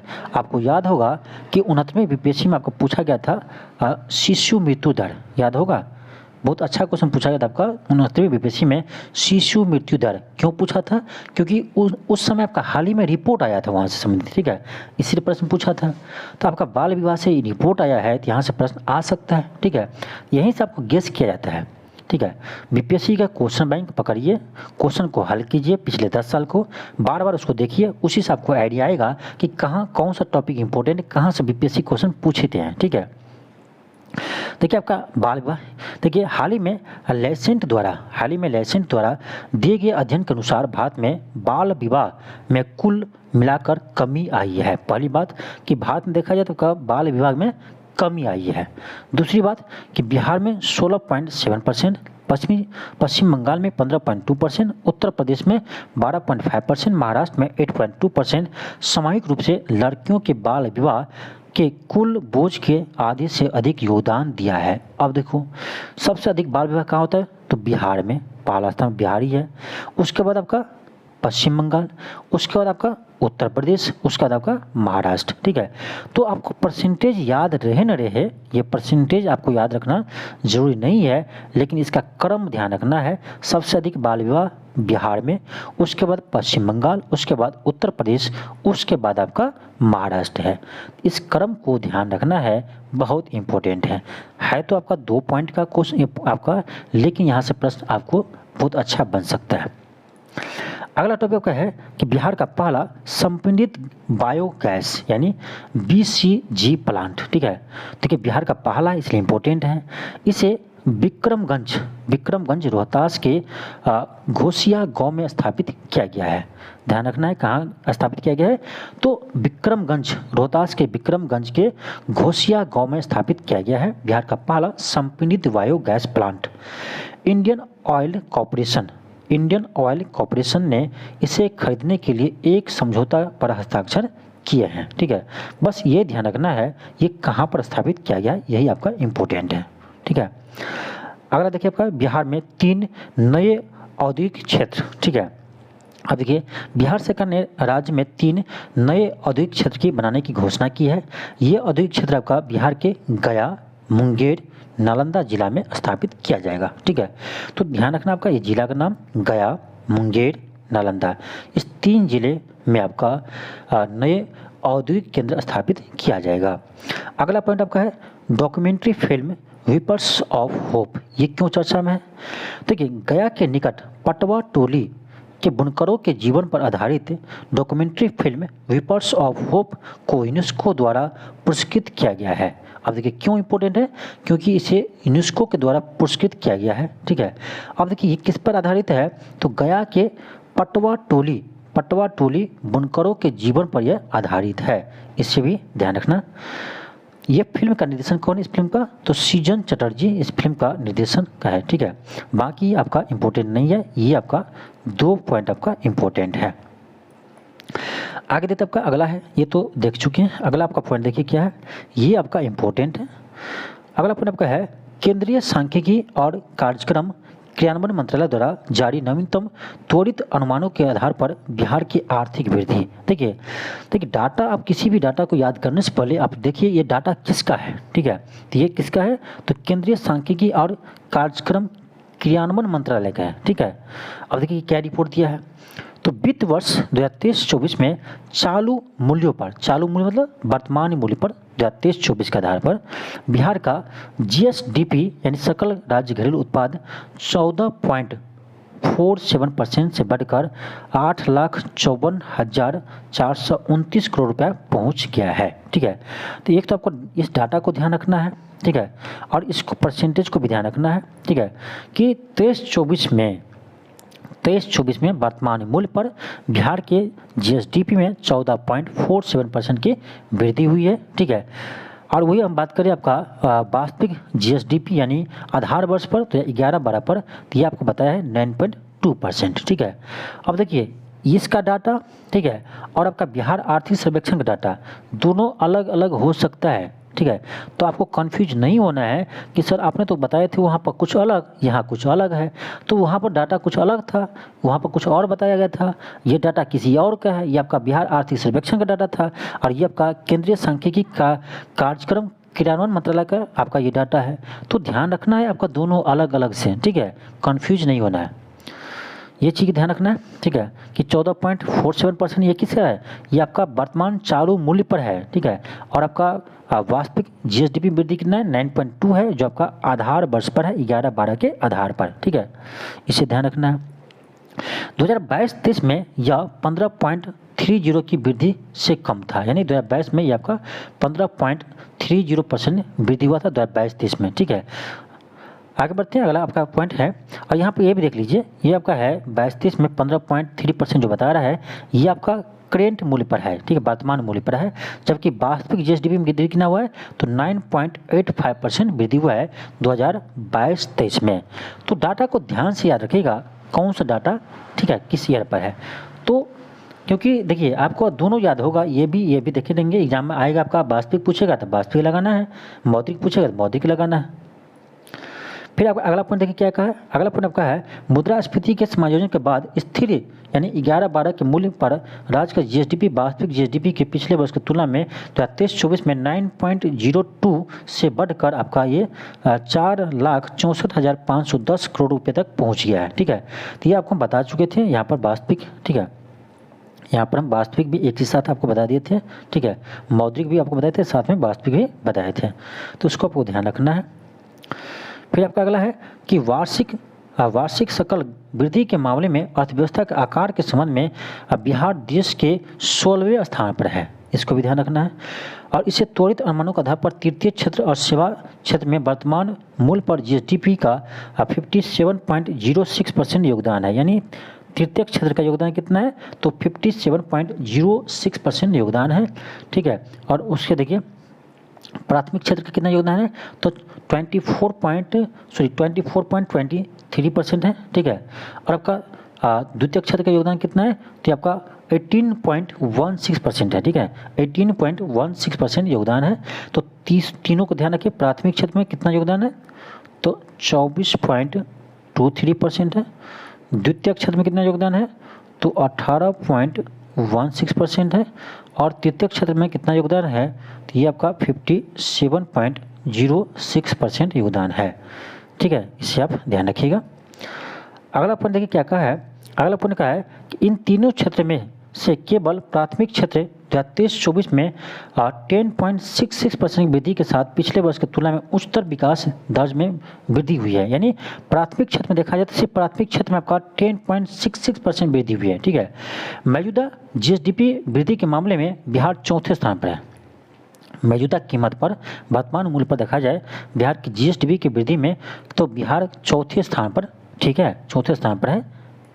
अगला पॉइंट आपका है कि स्थिर मूल्य 11-12 कीमतों पर जीएसडीपी की वृद्धि दर के मामले में बिहार 2023-24 में तीसरे स्थान पर है, जो केवल असम और तेलंगाना से पीछे है। ठीक है, अब देखिए ये आपका वास्तविक बता रहा है। ठीक है, आधार वर्ष पर। ठीक है, तो आधार वर्ष पर बिहार जो है वो तीसरे स्थान पर है वास्तविक जीएसडीपी में। ठीक है, उससे पहले आपका कौन है, असम है और तेलंगाना है। और ध्यान रखना यहाँ पर वर्तमान मूल्य पर क्या है, तो चौथे स्थान पर है। तो दोनों को ध्यान रखना है, वर्तमान मूल्य पर और आधार वर्ष पर। ठीक है, तो ये था आपका महत्वपूर्ण पॉइंट, कुछ आप देख लीजिएगा। ठीक है, अब चलिए आगे देखते हैं। आपका अगला पॉइंट आपका है बिहार में high speed rail station. Patna के बिहटा, गया के मानपुर और बक्सर के हुकुआ में 3 हाई स्पीड रेल स्टेशन बनाया जाएगा। ठीक है, अगला पॉइंट देखते हैं आपका। अगला पॉइंट आपका है नेपाल ने बिहार को बिजली निर्यात की है। अब देखिए नेपाल जो है वो बिहार को बिजली निर्यात किया है। नेपाल ने पहली बार बिहार को 40 मेगावाट बिजली निर्यात किया है, इसे ध्यान रखना। नेपाल ने पहली चरण में कटैया कुशवाहा ट्रांसमिशन लाइन के जरिए बिजली निर्यात करना शुरू किया है। ठीक है, और नेपाल बिहार को 125 मेगावाट बिजली निर्यात करने की मंजूरी दी है। ठीक है, यानी देखिए टोटल आपका नेपाल से बिहार को कितना मिलेगा, तो 125 मेगावाट बिजली मिलेगा। और पहली बार आपका पहुंच गया कितना, 40 मेगावाट बिजली निर्यात बिहार को कर दिया है। ठीक है, और वर्तमान में नेपाल के द्वारा बिहार को प्रतिदिन लगभग 620 मेगावाट बिजली निर्यात किया जा रहा है। नेपाल बिहार को प्रतिदिन 620 मेगावाट बिजली निर्यात किया जा रहा है। ठीक है, भारत को, नेपाल के द्वारा बिहार को नहीं, भारत को प्रतिदिन 620 मेगावाट। ठीक है, अगला टॉपिक है देखिए माँ मुंडेश्वरी वन्यजीव इको पार्क। ठीक है, मुख्यमंत्री नीतीश कुमार ने कैमूर जिले के भवानपुर प्रखंड में माँ मुंडेश्वरी वन्यजीव इको पार्क का उद्घाटन किया है। बस इतना ध्यान रखना है कि आपका मुंडेश्वरी वन्यजीव इको पार्क का उद्घाटन नीतीश कुमार ने कहाँ किया है, तो ये आपका क्या है, कैमूर जिला में। ठीक है, और ये बिहार का पहला वन्यजीव इको पार्क है, इसलिए इम्पोर्टेंट है। ये भी प्रश्न बन सकता है कि बिहार का पहला वन्यजीव इको पार्क कहाँ पर स्थापित किया गया है। ठीक है, तो ये आपका कैमूर जिला में किया गया है। ठीक है, बस इतना आप ध्यान रखिए। अगला देखते हैं आपका तेलहर कुंड। देखिए ये भी आपका चर्चा में है। तेलहर कुंड कहाँ है बिहार में, तो ये आपका कैमूर जिला में, ध्यान रखना है। नीतीश कुमार ने तेलहर कुंड जलप्रपात पर उपलब्ध कराई गई पर्यटक सुविधाओं का उद्घाटन किया है। बस इतना ध्यान रख लीजिए कि तेलहर कुंड बिहार में कहाँ है, तो कैमूर जिला में, क्योंकि ये चर्चा में आपका आया है तो इम्पोर्टेंट है। मनोरम जलप्रपात कैमूर वन्यजीव अभयारण्य में स्थित है, ये भी ध्यान रखिए। मनोरम जलप्रपात कैमूर वन्यजीव अभयारण्य में स्थित है, ठीक है, मनोरम जलप्रपात। फिर आपका अगला पॉइंट आपका देखिए, स्कूल में सरकारी, बिहार में स्कूल की रैंकिंग, ठीक है। अब देखिए बिहार में आपका शिक्षा की गुणवत्ता में सुधार लाने के लिए अब बिहार में आपका स्कूलों की रैंकिंग जारी किया जाएगा, और ये आपका साल में, एक वर्ष में 2 बार यह रैंकिंग जारी किया जाएगा, एक बार नवंबर में और दूसरी बार आपका मार्च में। ये मार्च और नवंबर में साल में आपका 2 बार स्कूल के रैंकिंग को जारी किया जाएगा, ठीक है।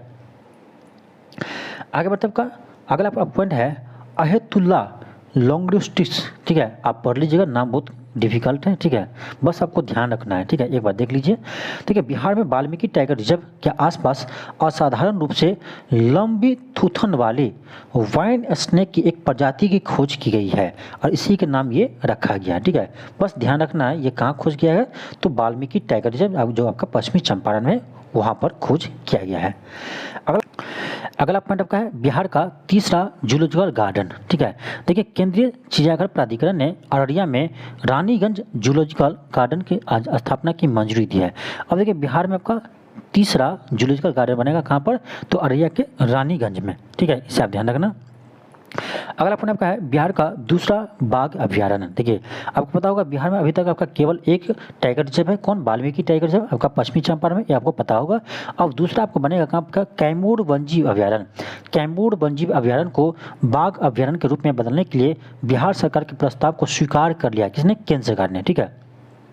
यह बिहार का दूसरा बाघ अभ्यारण्य टाइगर रिजर्व है। पहला है आपका वाल्मीकि टाइगर रिजर्व, ये आपका पश्चिमी चंपारण में है, बिहार का पहला टाइगर रिजर्व। दूसरा कहाँ बनने जा रहा है, तो आपका कैमूर जिला में बनने जा रहा है। अगला पॉइंट आपका है महिला एशिया हॉकी ट्रॉफी। ये आपका इंपॉर्टेंट है क्योंकि आपका ये बिहार में पहली बार होने जा रहे हैं, ठीक है। तो महिला एशिया हॉकी ट्रॉफी ये आपका बिहार में होने जा रहे हैं। देखिए बिहार के मुख्यमंत्री ने महिला एशिया हॉकी चैंपियंस ट्रॉफी 2024 के लोगो और शुभंकर का अनावरण किया है और जिसका आयोजन इस साल 11 से 20 नवंबर तक राजगीर में किया जाएगा। सबसे महत्वपूर्ण पॉइंट ये है कि महिला एशियाई चैंपियंस ट्रॉफी का आयोजन आपका कहाँ किया जाएगा, तो ये बिहार के राजगीर में किया जाएगा, ये आपको ध्यान रखना है। दूसरी बात किसका, शुभंकर का नाम क्या है, तो गुड़िया इसका शुभंकर का नाम है, ठीक है, जो आपका राजकीय पक्षी गुड़िया से प्रेरित है। और लोगो क्या है इसका, तो लोगो में आपका बोधि वृक्ष है, ठीक है, बोधि वृक्ष इसके लोगो में है, जो आपका हॉकी स्टिक और हॉकी स्टिक को रखा है, यानी लोगो में 2 चीज़ है, बोधि वृक्ष और हॉकी स्टिक, ठीक है, लोगो में 2 है, बोधि वृक्ष और हॉकी स्टिक, और शुभंकर इसका गुड़िया है, ठीक है, ध्यान रखिएगा। अगला आपका देखिए, और एक चीज़ और ध्यान रखिए, इसका आयोजन हॉकी इंडिया और बिहार सरकार के संयुक्त रूप से किया जाएगा। और इसमें देखिए कौन कौन से देश शामिल होगा, तो देखिए भारत, चीन, जापान, कोरिया और आपका मलेशिया और थाईलैंड, ये सभी देश इसमें भाग लेंगे, ठीक है, इसे भी आप ध्यान रखिएगा। अगला पॉइंट आपका है कि मढ़ौरा लोकोमोटिव प्लांट। देखिए ये आपका महत्वपूर्ण है क्योंकि देखिए बिहार के मढ़ौरा प्लांट से पहली बार निर्यात के साथ, ठीक है, निर्यात के साथ भारत वैश्विक लोकोमोटिव निर्माण केंद्र बनाने के लिए तैयार है। देखिए बिहार के मढ़ौरा में आपका जो रेल इंजन बना है, इससे अब आपका निर्यात पहली बार किया जाएगा, ठीक है। देखिए रेल मंत्रालय ने कहा है कि भारतीय रेलवे और बैकटेक के बीच एक संयुक्त उद्यम और बैकटेक लोकोमोटिव प्राइवेट लिमिटेड अफ्रीका को लोकोमोटिव निर्यात करने के लिए अपने संयंत्र की क्षमताओं की विस्तार कर रहा है। देखिए अब जो आपका बिहार के मढ़ौरा से आपका जो रेल इंजन बनेगा वो आपका अफ्रीका को निर्यात किया जाएगा, ठीक है, इसलिए आपका इम्पोर्टेंट है, ठीक है। पहली बार संयंत्र वैश्विक ग्राहक को निर्यात के लिए लोकोमोटिव का निर्माण करेगा। देखिए बिहार के मढ़ौरा कहाँ पे, सारण जिला में है। बिहार के मढ़ौरा सारण जिले में जो है वो 70 एकड़ में स्थित मढ़ौरा प्लांट का स्थापना 2018 में भारतीय रेलवे के लिए 1000 आधुनिक इंजनों के स्वदेशी निर्माण के लिए की गई थी, ठीक है, 1000 स्वदेशी इंजनों के निर्माण के लिए किया गया था। कब किया था, 2018 में किया था, ठीक है, इससे आपको ध्यान रखना है। अब देखते हैं आपका अगला टॉपिक, अगला पॉइंट आपका है कि भारतीय राज्यों का सापेक्ष आर्थिक प्रदर्शन, ठीक है, भारतीय राज्यों का सापेक्ष आर्थिक प्रदर्शन। ये आपका देखिए 1961 से 2023 2023-24 तक का रिपोर्ट है, ठीक है। तो ये बहुत ही महत्वपूर्ण है, ध्यान रखना। ये आपका रिपोर्ट 1960-61 से लेकर आपका 2023-24 तक का रिपोर्ट है। देखिए इनके लेखन प्रधानमंत्री के आर्थिक सलाहकार परिषद के सदस्य संजीव सन्याल ने किया है। बिहार से संबंधित विशेष निष्कर्ष देखिए क्या निकाला है। 1960 के दशक, देखिए 1960 के दशक में 5 राज्य उत्तर प्रदेश, महाराष्ट्र, पश्चिम बंगाल, तमिलनाडु, बिहार भारत का सकल घरेलू उत्पाद का लगभग 54% योगदान था। कब? 1960 के दशक में ये 5 राज्य मिलाकर टोटल आपका जीडीपी में आपका 54% योगदान देता था, ठीक है। 1960 के दशक के शुरुआत में बिहार जब नहीं तब उसमें विभाजन नहीं हुआ था, झारखंड अलग नहीं हुआ था, ठीक है। तो 1960 के दशक में के शुरुआत में बिहार भारत के सकल घरेलू उत्पाद का 7.8% में 5वें सबसे बड़ा योगदान देता था, ठीक है। 7.8% योगदान 1960 के दशक में बिहार टोटल जीडीपी में देता था, ठीक है। पूरे देश की जीडीपी में बिहार का योगदान कितना था? 7.8% था, ठीक है। कब? 1960 के दशक में, ठीक है। जो गुजरात और कर्नाटक से भी अधिक था, यानी उस समय गुजरात और कर्नाटक से भी अधिक योगदान बिहार जीडीपी में करते थे, ठीक है। कब? 1960 में। ये रिपोर्ट बहुत महत्वपूर्ण है, ध्यान से पढ़िएगा। अगला है कि झारखंड से अलग होने के बाद भारत के कुल सकल घरेलू उत्पाद में बिहार का हिस्सा 2001 में 2.8% था, ठीक है। अब देखो जब आपका झारखंड अलग हो गया तब आपका बिहार का जीडीपी में योगदान कितना? 2.8% रह गया। पहले कितना था? 7.8% था, ठीक है। अविभाजित बिहार के सापेक्ष प्रति व्यक्ति आय 1960-61 में 70.3% थी, ठीक है। इसे ध्यान रखना। अगला पॉइंट आपका है कि इसके बाद में इसमें गिरावट शुरू हुई है और 2001 में बिहार के विभाजन के बाद यह 2001 में विभाजन के बाद यह 31% पर पहुंच गई है, ठीक है। उसके बाद यह लगभग 33% पर स्थिर रही है। देखिए इसमें जो आपका मेन पॉइंट है ना, मेन पॉइंट आपका प्रश्न कहाँ से बनेगा? तो मेन पॉइंट आपका ये है, ये और ये पॉइंट आपका है और ये पॉइंट आपका है, ठीक है। ये आपका शुरू का जो 4 पॉइंट है ये आपका सबसे महत्वपूर्ण है, यहीं से प्रश्न आपका बन सकता है, ठीक है। चलिए देखते हैं आपका अगला टॉपिक क्या है। अगला आपका है मुख्यमंत्री बालिका कैंसर प्रतिरक्षण योजना। देखिए इस योजना के तहत बिहार के महिलाओं के स्वाइंकल कैंसर, नाम ध्यान रखिएगा, स्वाइंकल कैंसर यानी यह कैसे कैंसर है? तो गर्भाशय के ग्रीवा या गर्भाशय का कैंसर के नाम से भी जाने जाते हैं स्वाइंकल कैंसर, ठीक है। इससे बचने के लिए 9 से 14 वर्ष की आयु की लड़कियों को मुफ्त HPV टीका लगाया जाएगा। इसका नाम ध्यान रखना, HPV टीका लगाया जाएगा किसी एज के लड़की को। तो 9 से 14 वर्ष के आयु के लड़कियों को यह टीका लगाया जाएगा। किसके रोकथाम के लिए? तो स्वाइंकल कैंसर की रोकथाम के लिए। बस इतना ही आपका इम्पोर्टेंट है, ठीक है। और एक चीज़ ध्यान रखना कि सरकार की यह योजना 150 करोड़ रुपये की खर्च करेगी और टाटा मेमोरियल सेंटर के माध्यम से टीका लगाई जाएगी। किसके माध्यम से? तो टाटा मेमोरियल सेंटर के माध्यम से ये टीका लगाए जाएंगे। विश्व स्वास्थ्य संगठन WHO के अनुसार हर 5 में से 1 स्वाइंकल कैंसर का मरीज भारत में है। यानी विश्व में यदि 5 स्वाइंकल कैंसर का मरीज है तो उसमें से 1 आपका भारत में है, ठीक है। आप सोच सकते हैं यह कैंसर भारत में मृत्यु दर के एक प्रमुख कारण है। जो वयस्कों में महिलाओं के होने वाली सभी कैंसर की मौतों में से लगभग 17% स्वाइंकल कैंसर का मृत्यु होता है, ठीक है। और कैंसर से होने वाली मौतों में बिहार का 4था स्थान पर है, ठीक है। तो ये आपका कुछ महत्वपूर्ण फैक्ट है। अब देखते हैं आपका अगला टॉपिक है सुशील कुमार मोदी। ये क्यों इंपॉर्टेंट है? क्योंकि हाल ही में आपका देखिए सुशील कुमार मोदी का निधन हो गया है, ठीक है। तो यहाँ से प्रश्न आपका बन सकता है, ठीक है। आप देखिए बीपीएससी का यह ट्रेंडिंग हमेशा रहा है कि जो आपका महत्वपूर्ण राजनेता रहता है आपका बिहार से, उसका निधन हो जाते हैं, ठीक है। तो वहाँ से आपका प्रश्न एग्जाम में हमेशा आया ही है, ठीक है। आपको याद होगा इससे पहले देखिए आपका बीपीएससी ने जब रामविलास पासवान जी का निधन हुआ था तो उससे संबंधित आपका प्रश्न पूछा था, ठीक है। तो ये प्रश्न, ऐसे प्रश्न बीपीएससी हमेशा पूछा है, इसलिए इम्पोर्टेंट है, ठीक है। तो हम ऐसे ही आपको कुछ भी नहीं करवाते हैं। सभी आपका जितने भी आपका टॉपिक हम लिए हैं सबका कुछ न कुछ लॉजिक है, क्यों आपके एग्जाम में आ सकता है, ठीक है। चलिए इसका भी देखते हैं। देखिए सुशील कुमार मोदी बिहार का पूर्व मुख्यमंत्री थे जिसका निधन आपका 13 मई 2024 को हो गया, ठीक है। और इसका जन्म आपका 5 जनवरी 1952 को पटना में हुआ था और 1990 में पहली बार यह पटना सेंट्रल यानी अब कुमरार से वो विधानसभा के लिए चुने गए थे। यही आपका इम्पोर्टेंट है, ठीक है। 1990 में पहली बार वो विधानसभा कहाँ से चुने गए थे, तो पटना सेंट्रल से चुने गए थे, ठीक है। ये आपका बीजेपी पार्टी से चुने गए थे, ये भी ध्यान रखना, ठीक है। और उसने आपका राजनीतिक कैरियर भी आपका बीजेपी पार्टी से ही शुरू किया है, ये भी ध्यान रखना, ठीक है। 2004 में पहली बार भागलपुर से लोकसभा चुने गए हैं। विधानसभा कहाँ से चुने गए, 1990 में पटना सेंट्रल से, और 2004 में पहली बार भागलपुर के लोकसभा से वो चुनाव चुने गए हैं, ठीक है। सॉरी चुनाव जीते हैं। फिर वो 2005 में बिहार के उप मुख्यमंत्री बने हैं। पहली बार वो 2005 में बिहार के उप मुख्यमंत्री बने हैं और ये 5 से 2013 तक उप मुख्यमंत्री रहे हैं। दूसरी बार वो 2017 से 20 तक बिहार के उप मुख्यमंत्री रहे हैं। तो इस टर्म को भी ध्यान रखना, 5 से 13, 17 से 20, ठीक है। ये 2 बार अभी आपका बिहार के उप मुख्यमंत्री रहे हैं, ठीक है। आगे देखते हैं आपका दिसंबर 2020 में राज्यसभा के लिए चुने गए थे। 1973 में पटना विश्वविद्यालय छात्र परिषद के महासचिव थे।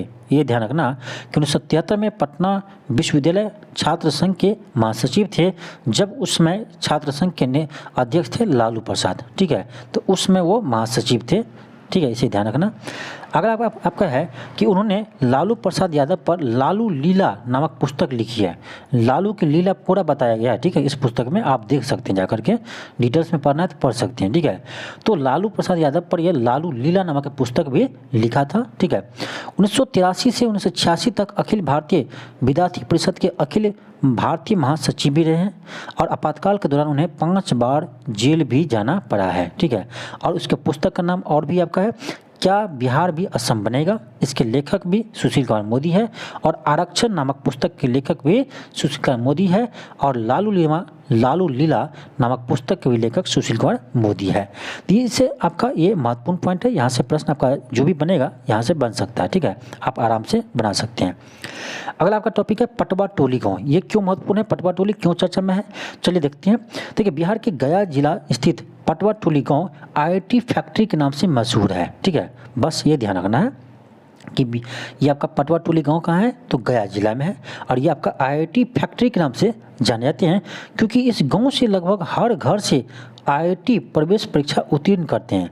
जो आपका IIT एग्जाम होते हैं इंजीनियरिंग का, उसमें आपका प्रत्येक वर्ष और इस गाँव के हर घर से लगभग IITian निकलते हैं, ठीक है। इसीलिए पटवा टोली गांव को IIT फैक्ट्री के नाम से जाने जाते हैं, ठीक है। और देखिए गांव के पहले IIT उत्तीर्ण छात्र देवेंद्र पटवा ने गांव को प्रेरित किया है और वृक्ष वेद संस्था, इसका नाम ध्यान रखना, वृक्ष वेद संस्था से छात्रों को मदद मिल रही है और 2013 से IIT प्रवेश परीक्षा के लिए मुफ्त शिक्षा प्रदान की जा रही है। ये गया में ही है वृक्ष वेद संस्था, ठीक है, जिसकी मदद से 2013 से ही आपका IIT एग्जाम की तैयारी के लिए आपका फ्री में आपका शिक्षा प्रदान की जाती है, फ्री में पढ़ाए जाते हैं, ठीक है। और निःशुल्क पुस्तकालय भी खोला गया है वहाँ पर, ठीक है। और देखिए पटवा टोली के बुनकरों पर आधारित डॉक्यूमेंट्री फिल्म वीपर्स ऑफ होप को यूनेस्को पुरस्कार मिला, यह पहले हम बात कर चुके हैं, ठीक है। अगला आपका है मिशन सुरक्षा। देखिए मिशन सुरक्षा इतना ध्यान रखिए, ये आपका बिहार पुलिस द्वारा शुरू किया गया है। क्यों किया है, तो कुख्यात अपराधी और सुपारी किलर और अंतर्राज्यीय बदमाशों को पकड़ने के लिए, ठीक है। इतना बस ध्यान रखना है। फिर देखिए आपका अगला आपका है कि मिशन जनसेवा 74, ठीक है। मिशन जनसेवा 74 ये भी शुरू किया आपका बिहार पुलिस किया है, ठीक है। ये क्यों किया है, तो ऑफलाइन और ऑनलाइन पुलिस सेवा प्रदान करने के लिए, बस इतना ध्यान रखने, ऑफलाइन और ऑनलाइन पुलिस सेवा प्रदान करने के लिए मिशन 74 शुरू किया है बिहार पुलिस ने, ठीक है। अगला आपका है मिशन जांच 75D, ठीक है। ये भी आपका बिहार पुलिस ने शुरू किया है, 1 जनवरी 2024 को किया है। क्यों किया है, तो इसके तहत जांचकर्ताओं के लिए FIR दर्ज करने के 75वें दिन के भीतर मामले की पूरी जांच करना अनिवार्य कर दिया है, ठीक है। ये भी ध्यान रखना। अब देखते हैं आपका अगला, ये आपका इम्पोर्टेंट है, ठीक है। इकोनॉमिक्स में प्रश्न आपका यहाँ से अच्छा बन सकता है। बिहार में विशेष आर्थिक क्षेत्र, ठीक है। अब देखिए, बक्सर जिले के नवानगर और पश्चिमी चंपारण के कुमरार बाग में बहुक्षेत्रीय विशेष आर्थिक क्षेत्र SEZ स्थापित करने के लिए बिहार सरकार के प्रस्ताव को केंद्र सरकार ने औपचारिक रूप से मंजूरी दे दी है। ये इम्पोर्टेंट है, ठीक है। कहाँ पर? तो बक्सर जिला के नवानगर और पश्चिमी चंपारण के कुमरार बाग में SEZ के स्थापित करने के लिए यह केंद्र सरकार मंजूरी दे दी है। SEZ होता क्या है? देखिए, SEZ में को स्थापन करने से क्या होता है, वहाँ पर आपका व्यापार को प्रोत्साहन किया जाता है और यहाँ पर व्यापार का जो नियम है वो पूरे देश के नियम से अलग होता है, ठीक है। यानी वहाँ छूट आपको प्रदान की जाते हैं, ठीक है।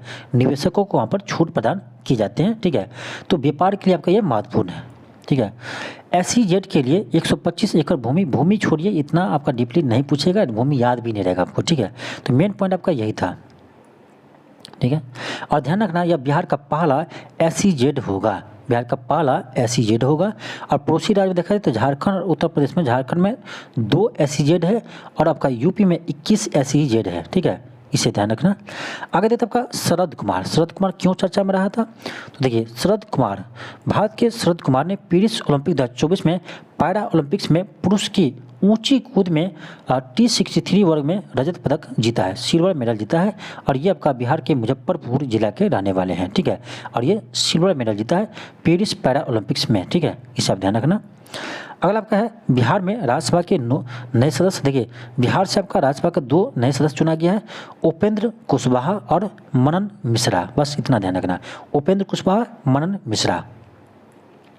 आगे आपका है, अडानी समूह ने सीमेंट प्लांट का शिलान्यास किया है। ये आपका इंपॉर्टेंट है। मुख्यमंत्री नीतीश कुमार ने नवादा के वारिसलीगंज में अडानी समूह के सीमेंट प्लांट का शिलान्यास किया है। बस इतना ध्यान रखना है कि यह कहाँ पर शिलान्यास किया है, तो नवादा के वारिसलीगंज में किसने किया? तो अडानी ग्रुप ने किया है, ठीक है। बस इतना आप ध्यान रखिए। अगला आपका है ककोलत जलप्रपात, ये चर्चा में भी रहा है।